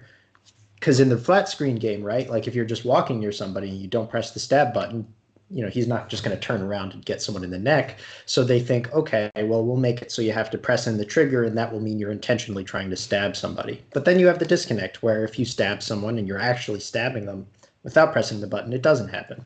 So, I mean, I think that just comes down to the fact that ports, I don't think are generally a great thing to put in VR. I think VR is such a new medium that it requires building things for that medium, and you can't just straight adapt it, like if you're making a movie about Lord of the Rings, you can't just have a guy sitting on a chair, like reading the book to you, right? Like that would be a port of the book, right? And it would be a terrible movie. But if you adapt it for the medium and you really understand what makes film different than a book, then it can be great. So I think it's the same thing with games, is that I don't think you can just kind of port a flat screen game and get something great. And it sucks because, the larger devs are the only ones who can really invest the time and resources into doing these things, but they also don't have the understanding of VR. So now it just looks radioactive, right? They're like, other studios are looking at it and like, wow, look at all the time. They tried so hard and everybody hated it. It must be the VR fans who are crazy and not worth dealing with, right? Yeah. And I think there's a little bit of truth of that, in the sense that I think people are too quick to kind of like judge the people working on the games, But I also think that the problem is really, the people at the top who say like VR is the new fad and everybody likes VR, so we'll make VR and that'll make us a ton of money, with no understanding of what they're really asking their workers to do. And then people are stuck in this position where they're like, I'm sure the people who worked on the game did their absolute best, right? Yeah. And I'm, like the QA guys weren't like, wow, this is great, everybody's going to love it. But they had to put it out. So, I'm sympathetic to the position they're in, but I just don't think it's a, and that makes me a little concerned. Like Sony's talked about how, or I don't know if they've talked about directly, but I understand a lot of their strategy around PSVR 2 is going to be enhancements, these games will have an enhancement that'll have VR in some capacity. And that concerns me. I think fundamentally you can't have the same game in flat screen and VR and have it be great for both.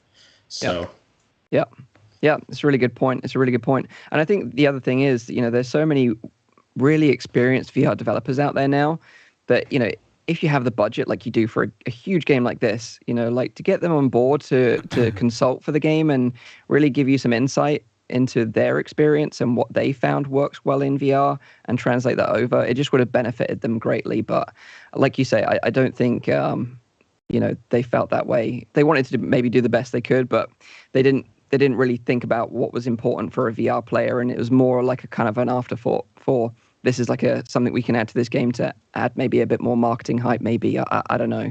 But ultimately, what we got out of it didn't land well, and, obviously a lot of the VR community are upset about this one. So, unless they update it, which, like I said, I think is unlikely, then this is just another one that goes on the pile of unsuccessful VR games, unfortunately.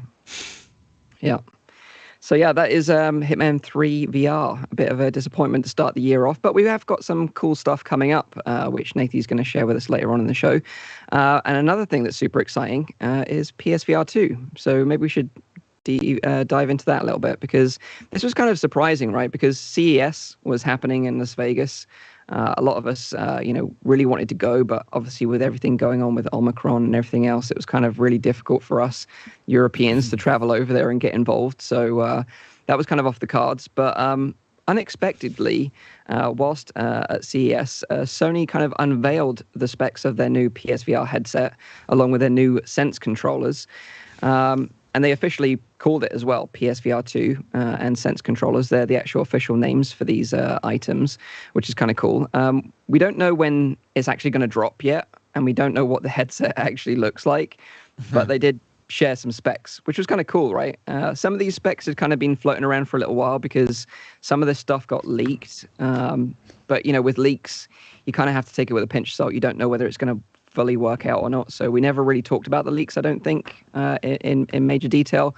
But obviously we've got the full specs here now. So let me kind of list some of this stuff off, and we can talk about some of this stuff individually. So straight off the bat, the PSVR 2 headset will have a single OLED panel, which Sony state will offer HDR visuals at a resolution of 2000 by 2040 pixels per eye. This is at 110 degrees field of view, running at 90 hertz or up to 120 hertz. So yeah, this is pretty cool resolution. Like, this is on par with some of the high-end PC VR headsets we've seen on the market, like the HP Reverb G2.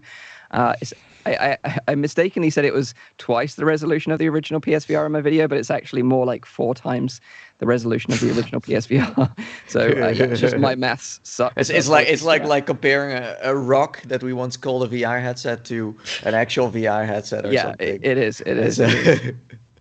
So yeah, pretty cool resolution there in the display. Super high.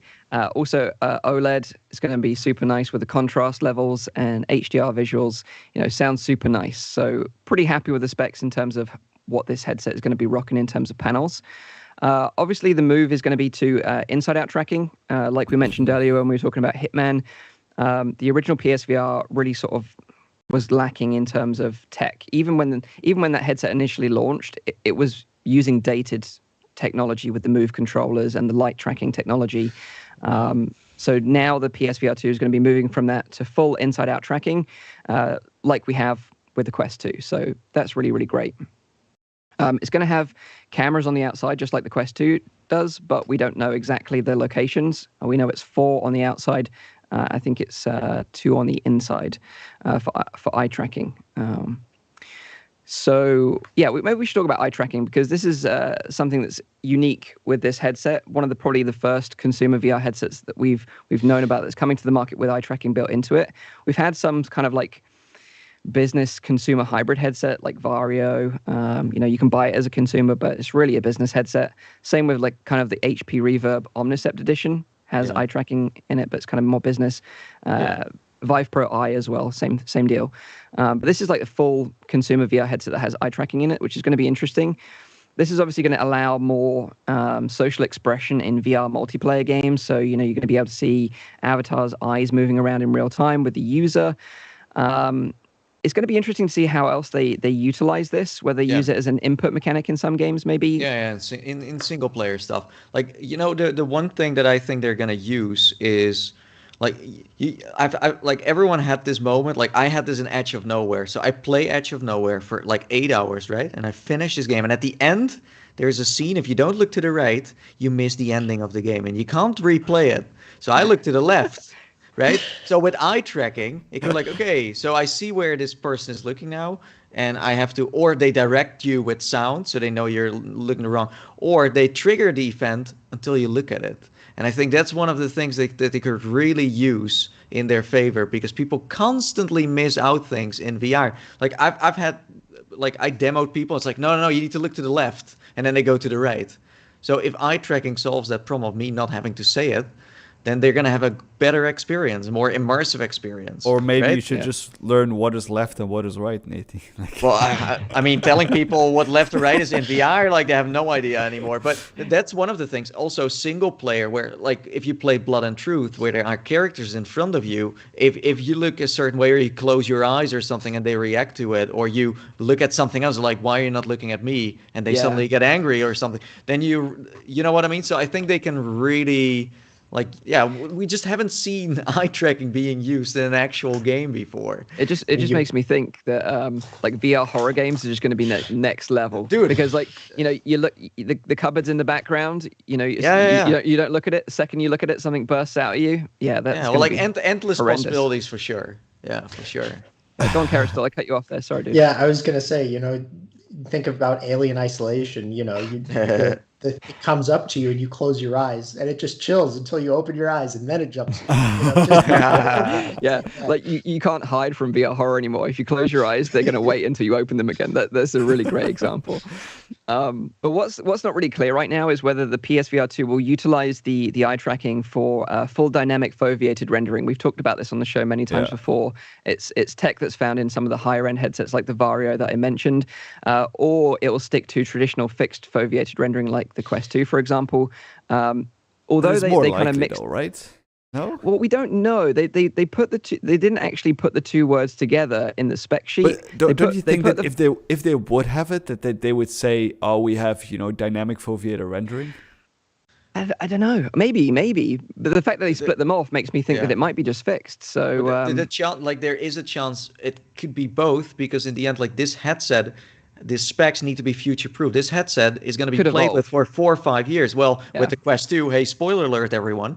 Maybe at the end of the year, Quest 3 is, and you can like throw away your Quest 2 again because the updates suck.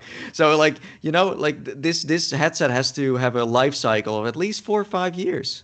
Yeah. So like they need to make it extremely future-proof, like a little bit OP almost, because in a year from now, we're like, eye tracking, that's kind of old school. And there's something else again, nose tracking or something. I don't know, like you say, it could evolve over time. Yeah, but so there is a chance, but it's just not clear right now. It sounds unlikely, but I don't know. But one thing feature that I think is super interesting is headset feedback. Again, another feature we've not really seen before in a consumer headset, and some of us have experienced this with like the B haptics. They've got like a facial interface that you can replace instead of the standard foam, and you can then feel like headshots and stuff like in games like Half-Life Alyx, and it's actually surprisingly like impactful to feel that like a punch or a headshot. The problem was that with the way that bHaptics implemented it was very uncomfortable because the sensors kind of dug into your head. Obviously, I assume they're gonna. Yeah, they're going to have a better way of implementing it. What if it's on the side as well? Because they in the blog post of PlayStation, they said you can feel like something fly by, or you can feel like when you start a car, you can feel it speeding up. So I feel like then it's more logical to have it on the sides. Quite possibly, and not necessarily in front of your face. I don't know, to kind of make that, the sense of, movement. But obviously, with the PS5, they've got some real next level haptics in that controller, so it's going to be really interesting to see how they implement that in the headset. Maybe the haptics are so strong that it just like flies off your head. There you go, Caristel. That's like a future dev problem for you. The gorillas want to feel like when another gorilla's punching them in the head. I mean, that would honestly be great. Like, have the tags happen right now. It's just in your hands, but having that feeling, I think that would be pretty cool.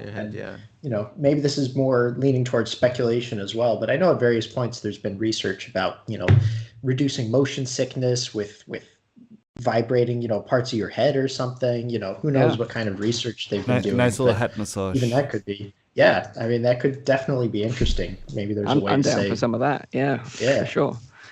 Headset, haptics, eye tracking, pretty cool stuff so far. One thing that kind of divided the community, sparked like so much discussion.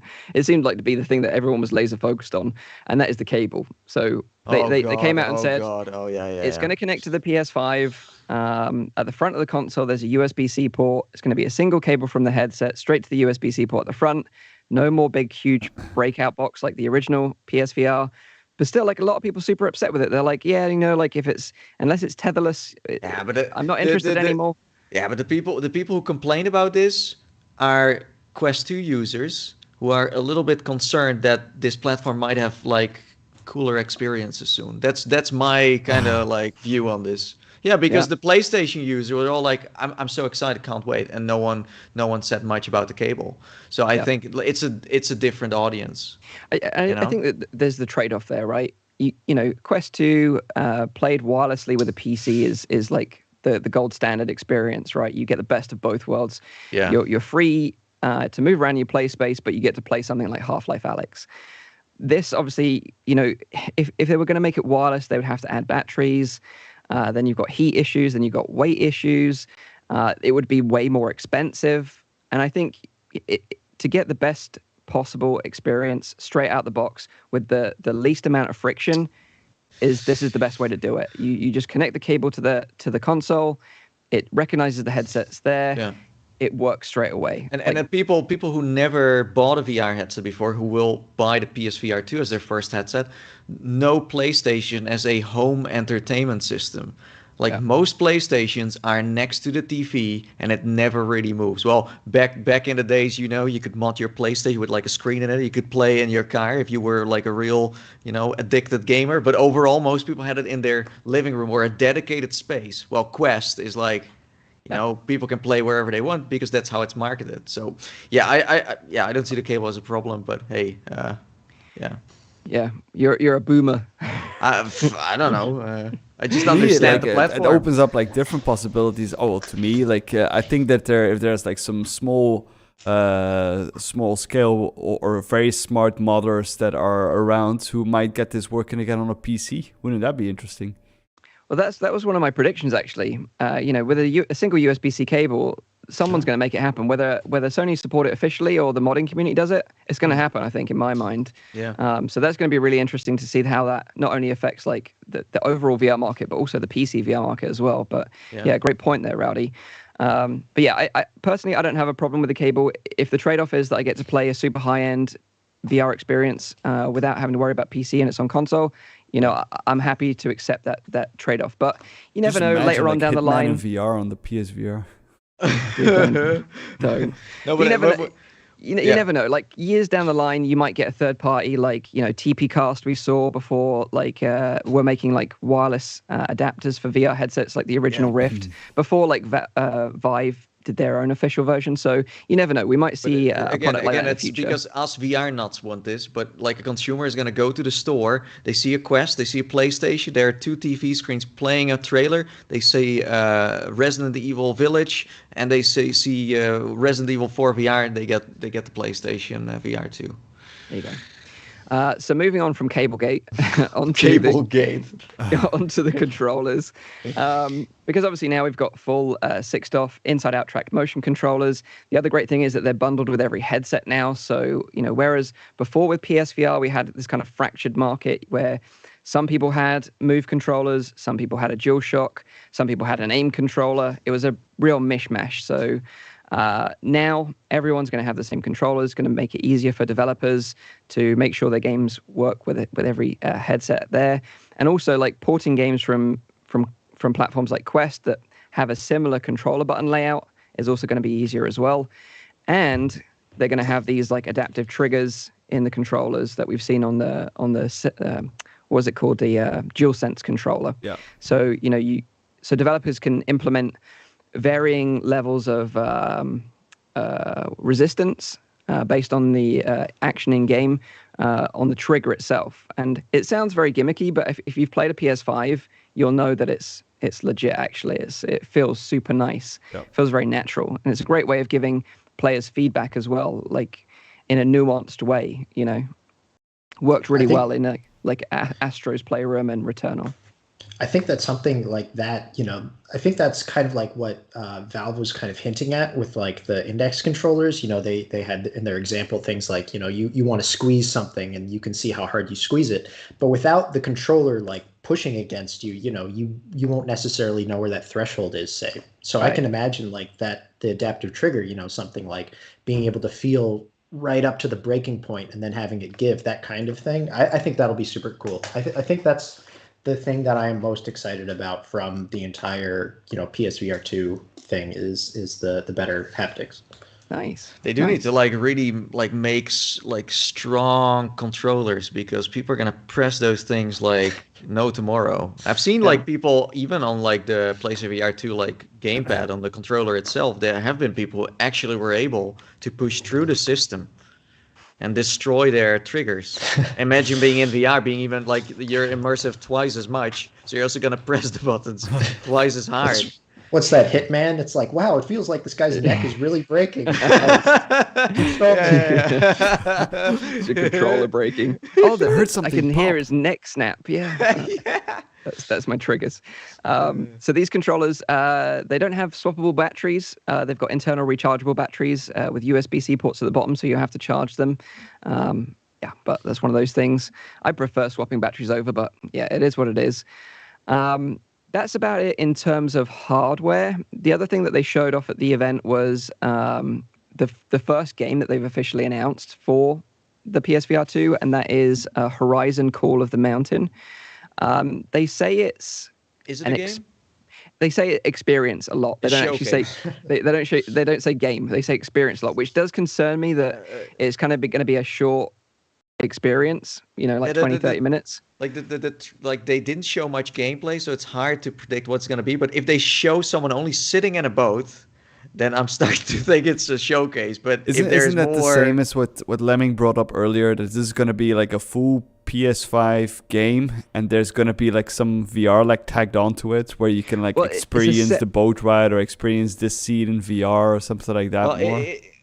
I don't think it's part of the Horizon Forbidden West game. It is separate, but we think it might be an experience rather than a fully fledged. You're not playing game. as I forgot the name for a second. Alloy, yeah. So it's but I mean, even if it would be a showcase, I wouldn't mind so much, because let's say if this comes pre-installed on the console, it's not bad at all. And if it's like the London Heist, like I remember playing London, it was epic. AF, and that was also an experience where at one point I was sitting in a car, then I was sitting at a bar. I mean, if you're sitting in a boat and then next moment you're shooting a bow and you're just seated, because people forget that PlayStation VR 2 is also about seated. Like Quest, there's barely any game that is seated. Well, a lot of the games are also designed for seated VR players, so that might also play a role here. And it's funny you mentioned about like games installed on the console, and I kind of thought that this would be a really smart way to do it. Obviously, Astro's Playroom is pre-installed on every PS5, so if you connect a PSVR 2 headset, to have that game then be adapted to play in VR, because obviously we know that Astro, it was a VR game. Like Astrobot Rescue Mission was a VR game on PS1, and it was amazing. It was a fantastic game. Maybe that was the plan all along. That. I would love that if they adapted it to VR for PSVR 2. I think that would be amazing.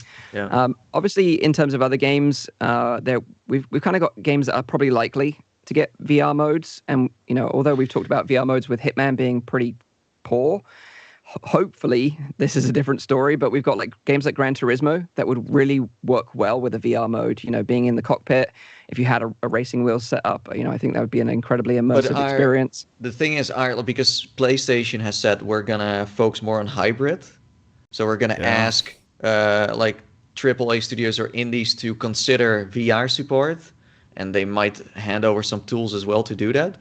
And then you have ports. Like, are ports the same as hybrids? Is that just a different term, or is that I think Resident Evil 4 VR is a port? It's the same thing. I don't know. I don't know what so. When I hear that hybrid thing, then it's more like, for example, but then Hitman 3 could be considered as a hybrid. Then, it's a VR viewer. It's kind of like 4PAX style VR. To me, that's more like there's like a single mission in there that will also be VR. That's how it sounds like to me. Or there's going to be. Yeah, like for example, separate content. But separate content, yeah. But like you can like extra download that, or like there's like a certain cutscene that you can also experience in VR, or like there's like VR elements that you can, but you don't need to. Almost like the like in Battlefield. Yeah, that was what I was looking for. Battlefront, exactly. Battlefront. So Battlefield, if you're not familiar with it, it had like a VR mode. Where you could actually fly an X-Wing. Right? Not Battlefield. Sorry. In Battlefield, you don't fly X-Wing. Sorry, yeah. Star Wars Battlefront had a VR mode, which was actually excellent, by the way. It was like the precursor to Star Wars Squadrons. You actually got to sit in the cockpit of an X-Wing, which was fantastic. Mm-hmm. And the same with actually Call of Duty Advanced. Advanced Warfare? Infinite Warfare. Yeah. That's what I mean. I don't know if it's true, but that's what I understand when I hear hybrid. That it's going to be probably a full game. And then because that's still where their money is and where their major share market is. What I think it is like they build in, like, you press a button on the controller and it switches to VR, and it's more of a viewer. It's like a portal into a game. So you're in the world, and it's kind of what you said with Hitman, where it's VR, but it's kind of meeting in the middle. But it's not it's hard to explain. I feel like this is a genre that we'll soon have as a new thing, but I just don't know how to describe it. It's not completely VR, you know what I mean? It's kind of. I think that's the concern, right? Yeah. After is that a concern? I don't know. Well, yeah, it's like Resident Evil 7, like it's you just say, a bigger screen. I don't know. Like Resident Evil 7 wasn't a concern. People enjoyed it a lot. But I don't. And now we have motion controllers. But that's if they do it properly and they implement the motion controllers properly and they spend the time on the VR side of things. That's the big difference. And I think, having seen what they did with Hitman 3, it does raise some concerns for me about are they going to be, is the main motivation going to be to make sure that the VR mode is good, or is it going to be the flat games because it's going to sell way more? Do you know what I mean? Because Sony should not only push the agenda of hybrid, but also have a certain standard before it goes out there. And I'll be like, okay, everything needs to be VR, and then it's going to sell. And that's what gives me some confidence, because Sony have always been really good about making sure they deliver quality experiences on their platform. And also their QA for VR has also been really strict from all the devs that we've spoken to previously. So there is some hope that, these hybrid VR modes or ports, whatever you want to call them, will be good. But yeah, like Gran Turismo is probably likely. Resident Evil Village, I would be really surprised if they don't, because Resident Evil 7 was like one of the first big hits for them, and I think it's the most played VR game on their platform. Yeah. So if they don't do it with Resident Evil Village, it would be like a huge missed opportunity in my eyes. Yeah. People have been modding it, like talk about modders. People have already modding Resident Evil Village, and it already looks pretty legit. So I mean, imagine a full team doing it. Who doesn't want to be stamped on by a huge vampire lady? Me. I want to be stamped by this. I mean, I really think if you kind of look at what they've done, like Astrobot, I wouldn't say that's necessarily a hybrid, but it's the same kind of thing where it works very well in like the flat screen game too, and like you said, Resident Evil 7. So if I had to guess, I would think that they mean more along the lines of that kind of thing is the hybrid and not the actual full motion controls. Because that makes me a bit disappointed though, like, because that's not the kind of VR stuff that I want to play. I don't call that VR games. I call that games with a large screen with some limited interaction. But it depends. Like if they specifically look at certain games and really handpick what works and what doesn't work for this, then I think most people will enjoy it. As you said, like if you pick certain games and you just go for like this, well, like half-baked VR screen, then people might not like it. But with like Astrobot, it's like you're in VR and the rest plays in front of you and it works. And it's the same thing. That's true. Also because it's a platformer, of course. You can't do that with every genre. But it's a genre that so you need to look at the genre. And so same with Resident Evil 7. Like you could say there were no motion controllers, but back in those days when it came out, people enjoyed it a lot. So I enjoyed it a lot. It was insanely scary in VR. Like getting attacked with a knife in VR, like crazy. Like that was insane. But yeah, so that's games. We don't really know much, but like I said, Horizon Call of the Mountain is the first officially announced game. Hopefully over the next few months we'll get some more information. I think they've got like an event coming up. PlayStation Play, what is it called? Play. Yeah, I think they've got like one coming up that has been hinted at that we might see more. So fingers crossed. Obviously we don't know when this is going to come out yet or how much it's going to cost. Another concern I've seen from the community is the fact that PS5s are still very difficult to get hold of. That's still the case now, which I think is a legitimate concern from the community. Because chipset problems, do they affect this headset in particular? Because the headset is connected to the PlayStation, so does it need? I mean, I don't make anything in terms of like chip stuff, but I mean, does it run on that? I don't think it's the headset that will be the problem. I think it's the console supply that will still be the problem.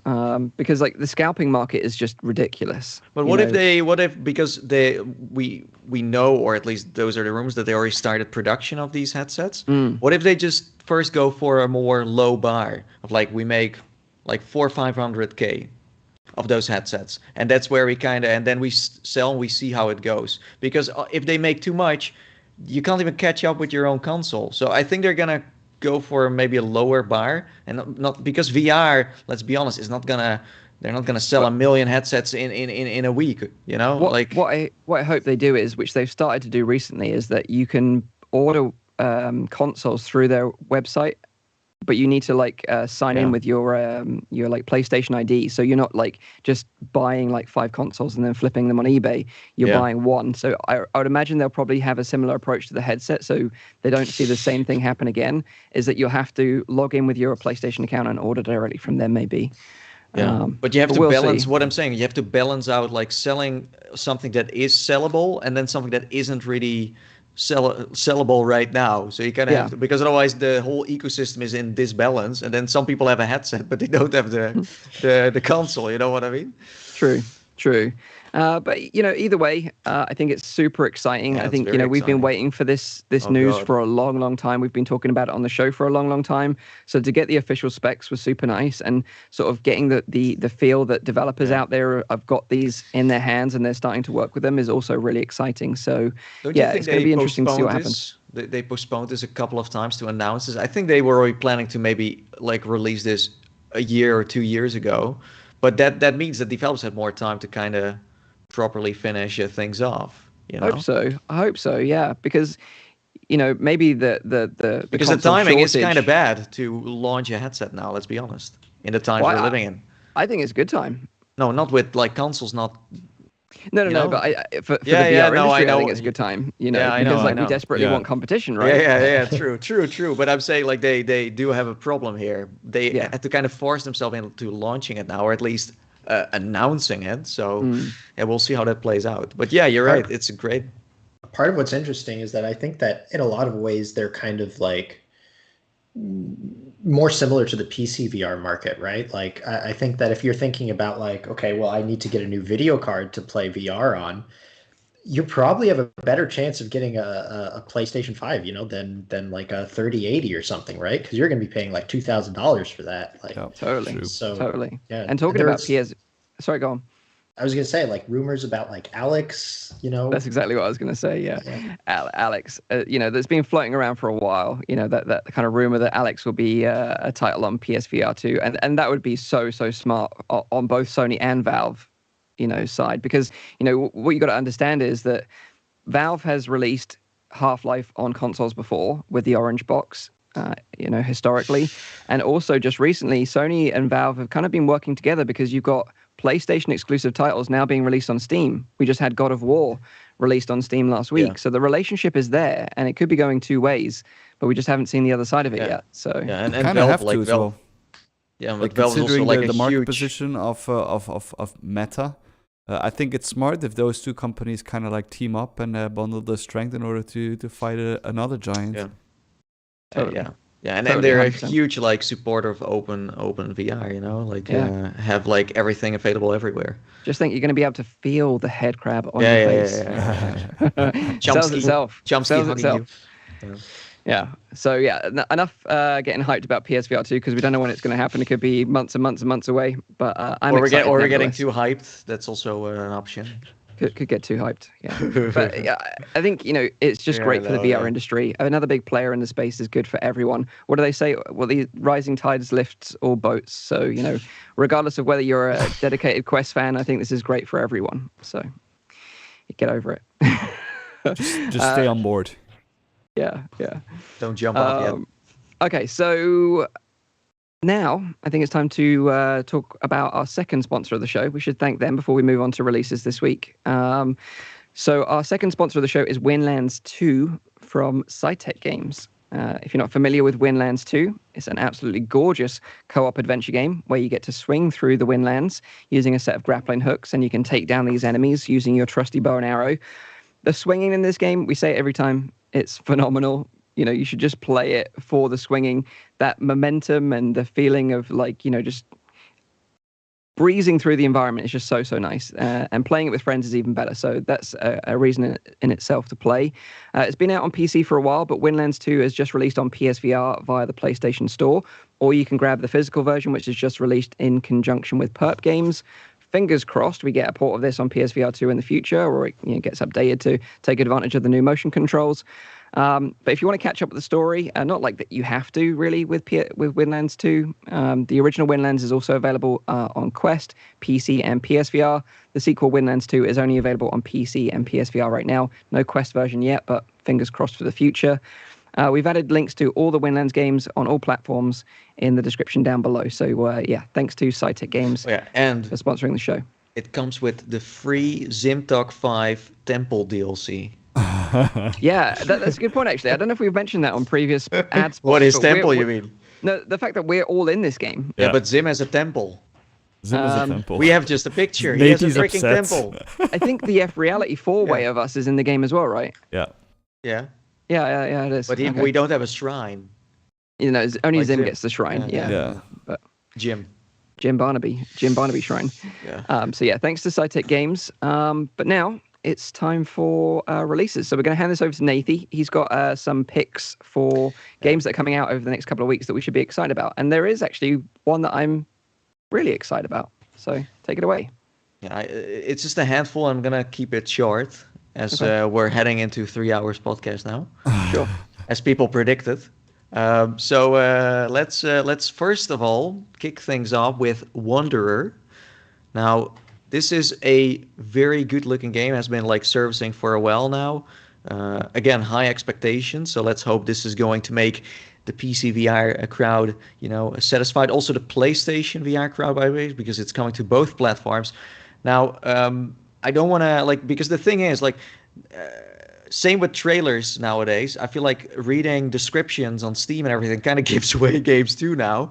So I don't want to say too much. I want to kind of keep it a mystery. But what it comes down to is, so you have your grandfather and he has an apartment and he's like this explorer, kind of like this Indiana Jones kind of type. And he has this wrist watch, some kind of mysterious wrist watch that is a time traveling device. And from there, you're going to start time traveling through different moments, in time, but mostly the famous ones. So basically you go from, let's say, 1900s to 1600s, and every world has its own theming and different puzzles. So you constantly jump around, and then you get to know more about who your grandfather was, that he also used this watch to travel around. And that's basically what it comes down to. So I don't want to spoiler too much of what this is like because, dude, I haven't even played it, and the description already gives you spoilers. So I think this is very exciting. I think this is super awesome, and it's coming out next week on the 28th of January. So that's around the corner. But this is just one of those titles you're okay, again, something new, something unique. And I think puzzlers in general, if the puzzles are really good, then you can have a great time. And I think it's a casual one. It's not hardcore Myst where you're gonna get stuck for an hour with your watch in the Roman Empire or something, some random place. The one thing that I saw about this game, an analogy that I thought was really good, was that it's kind of like the VR version of Quantum Leap. I don't know if I'm showing my age here, but the TV show where you kind of he kind of jumped around in different times every episode, kind of reminded me of that a little bit. So nice. I'm really looking forward to the Wanderer. It comes out Thursday, right? I think that's on a Friday, actually. Yeah. Oh, okay. So next week. But for cool creators like you, might be a day early.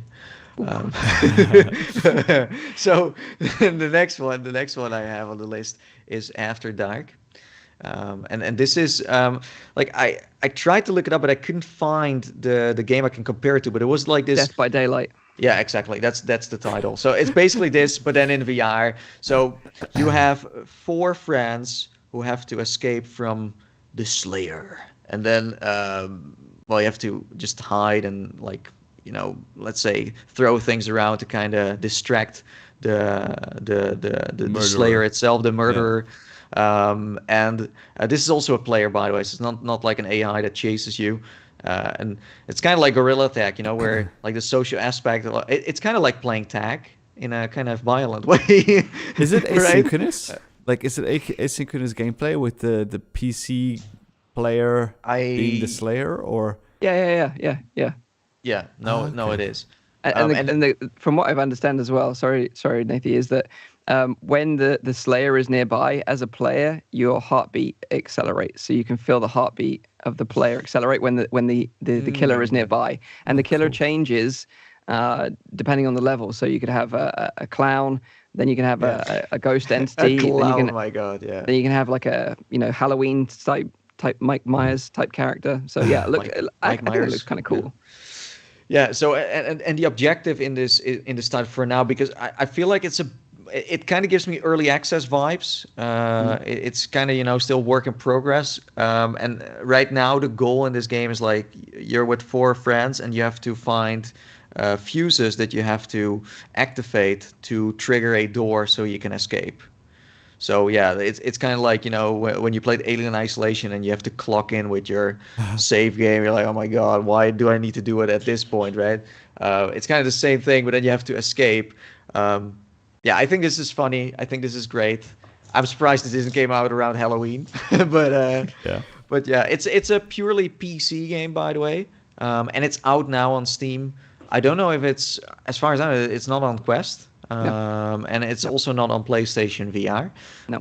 So this is purely for the PC folk out there. Yeah.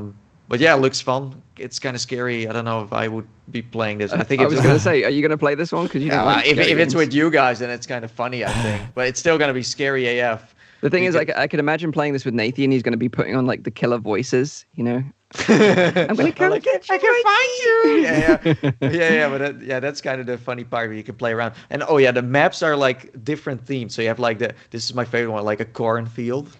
Oh, like a cornfield, right? And you can like hear someone like sneak around. You also have a prison and some other ones. So, but as I said, like content-wise, there isn't that much to play yet. So yeah, if you want to support them early on, then kind of check this out. And but yeah, it's a social, violent ass game. Cool. So that's how I would describe it. And then last but not least, I don't have to say that much about this because everyone knows about it. We have been also covering this title a couple of times on the show. I even think Mike played it. I'm not completely sure. Maybe it's been he did. And that's Zenith. It's I think it's like you had to like we're talking about pre-ordering here. You had to pre-order it to get access to the alpha that starts also on. That wasn't on a Friday. Let me check. So that's on a Thursday, actually. So that's next week, Thursday. And then you can play it. You can jump in. It's an MMO RPG. So a big open world where you can level up, kill these animals and stuff. I thought the alpha was a long time ago, or the beta was a long time ago. Is this like full release now, or I checked their website and said like maybe I'm completely wrong here, but I checked their website and said like pre-order sold out on the alpha. Maybe that's an old thing. It says it as well on their trailer. The wait is over. On January 27th, lose yourself in an epic VR MMO for $29.99. Okay, well then it's a full launch then. Yeah. This is a big thing. People compare it to like Sword Art Online. And I'm sure you all remember like Nostos, like completely blowing up their own launch. I think this one feels more, solid, and the people who have been playing it, I mean, they're not hiding. It's a decent game. So I remember meeting up with Brad, and sadly it's Bradley, and he loves this game. Like he took us on this like world tour. He was like a tour guide. He was giving us this tour of this map. The map was like freaking enormous, and it took us 45 minutes. No word of a lie. This little tour, and then we ended up in like some like hot pool type thing on a volcano mountain.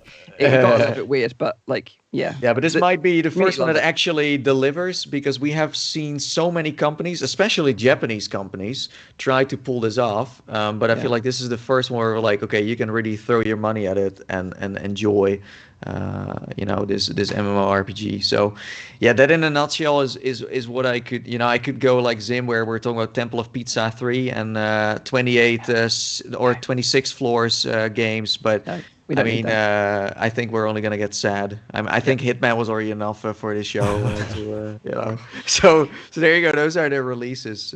With Zenith being the biggest highlight, and Wanderer being kind of the underdog here, I think. What I really like is about how smooth the switches look from like different types of magic. It really feels like they're using like some really interesting system in order for doing that. I mean, it looks great in the trailer, so I have to try it out myself in the game. But the switches look really, really awesome.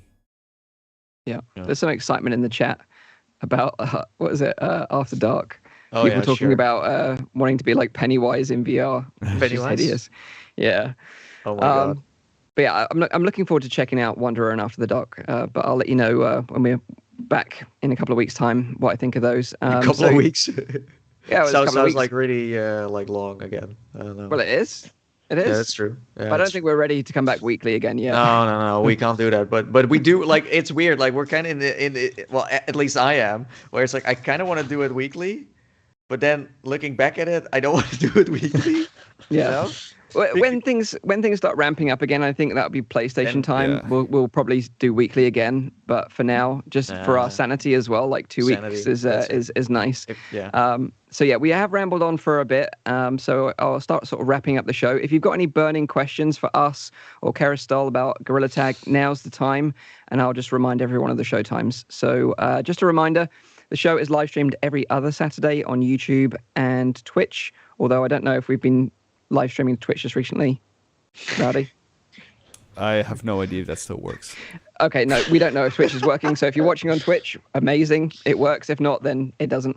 It goes on and off. Like it goes on and off. Obviously, YouTube is our main platform. So you're saying this for like months and months now in your outro of this show, and now you're starting to ask questions about Twitch. Don't even know if it's true. But the funny thing is, we stream to Twitch every time we go live. We always do. We always do, but for some reason, Twitch doesn't. Yeah, so technically we do. But you can watch it as a VOD or something weird like that. It says that we're live on there. I don't know if we're live weird. So technically we are live, in a way. You have to use your imagination. Anyway. So we live stream on YouTube for a definite every other Saturday. It goes live at 7 p.m. in Europe, 6 p.m. in the UK, 10 a.m. Pacific time. You can also check out the audio version, which is available on iTunes, SoundCloud, and on Spotify. If you've enjoyed the show, hit the like button. Click subscribe if you want to, watch our future shows. And Zim is actually in the chat and he's saying it's live on Twitch, which is like amazing. Amazing. Hello, so look what happens, Zim. You leave and now it works. Yeah. Just saying, Zim. Just saying. So yeah, thanks again to all our viewers and listeners. We really appreciate the ongoing support. And also thanks to our amazing sponsors, Resolution Games with Demeo and Psytec Games with Windlands 2. Thank you very much. Right. So yeah. Kerastol, you got any questions for us? Anything you want to say before we say goodbye? I guess I just want to say that, I think that VR is finally kind of getting its moment. I think that everybody has kind of been hyping things up for years, but it really feels like the momentum is finally starting to happen. So I'm super excited about the near future, and I'm just excited to be a part of it. Well said. Yeah, so thank you very much, everyone. We're going to say goodbye. So take care of yourselves. Enjoy whatever VR games you're playing over the next couple of weeks, and we'll see you in a couple of weeks' time. So see you later. Bye-bye. Bye. Bye-bye.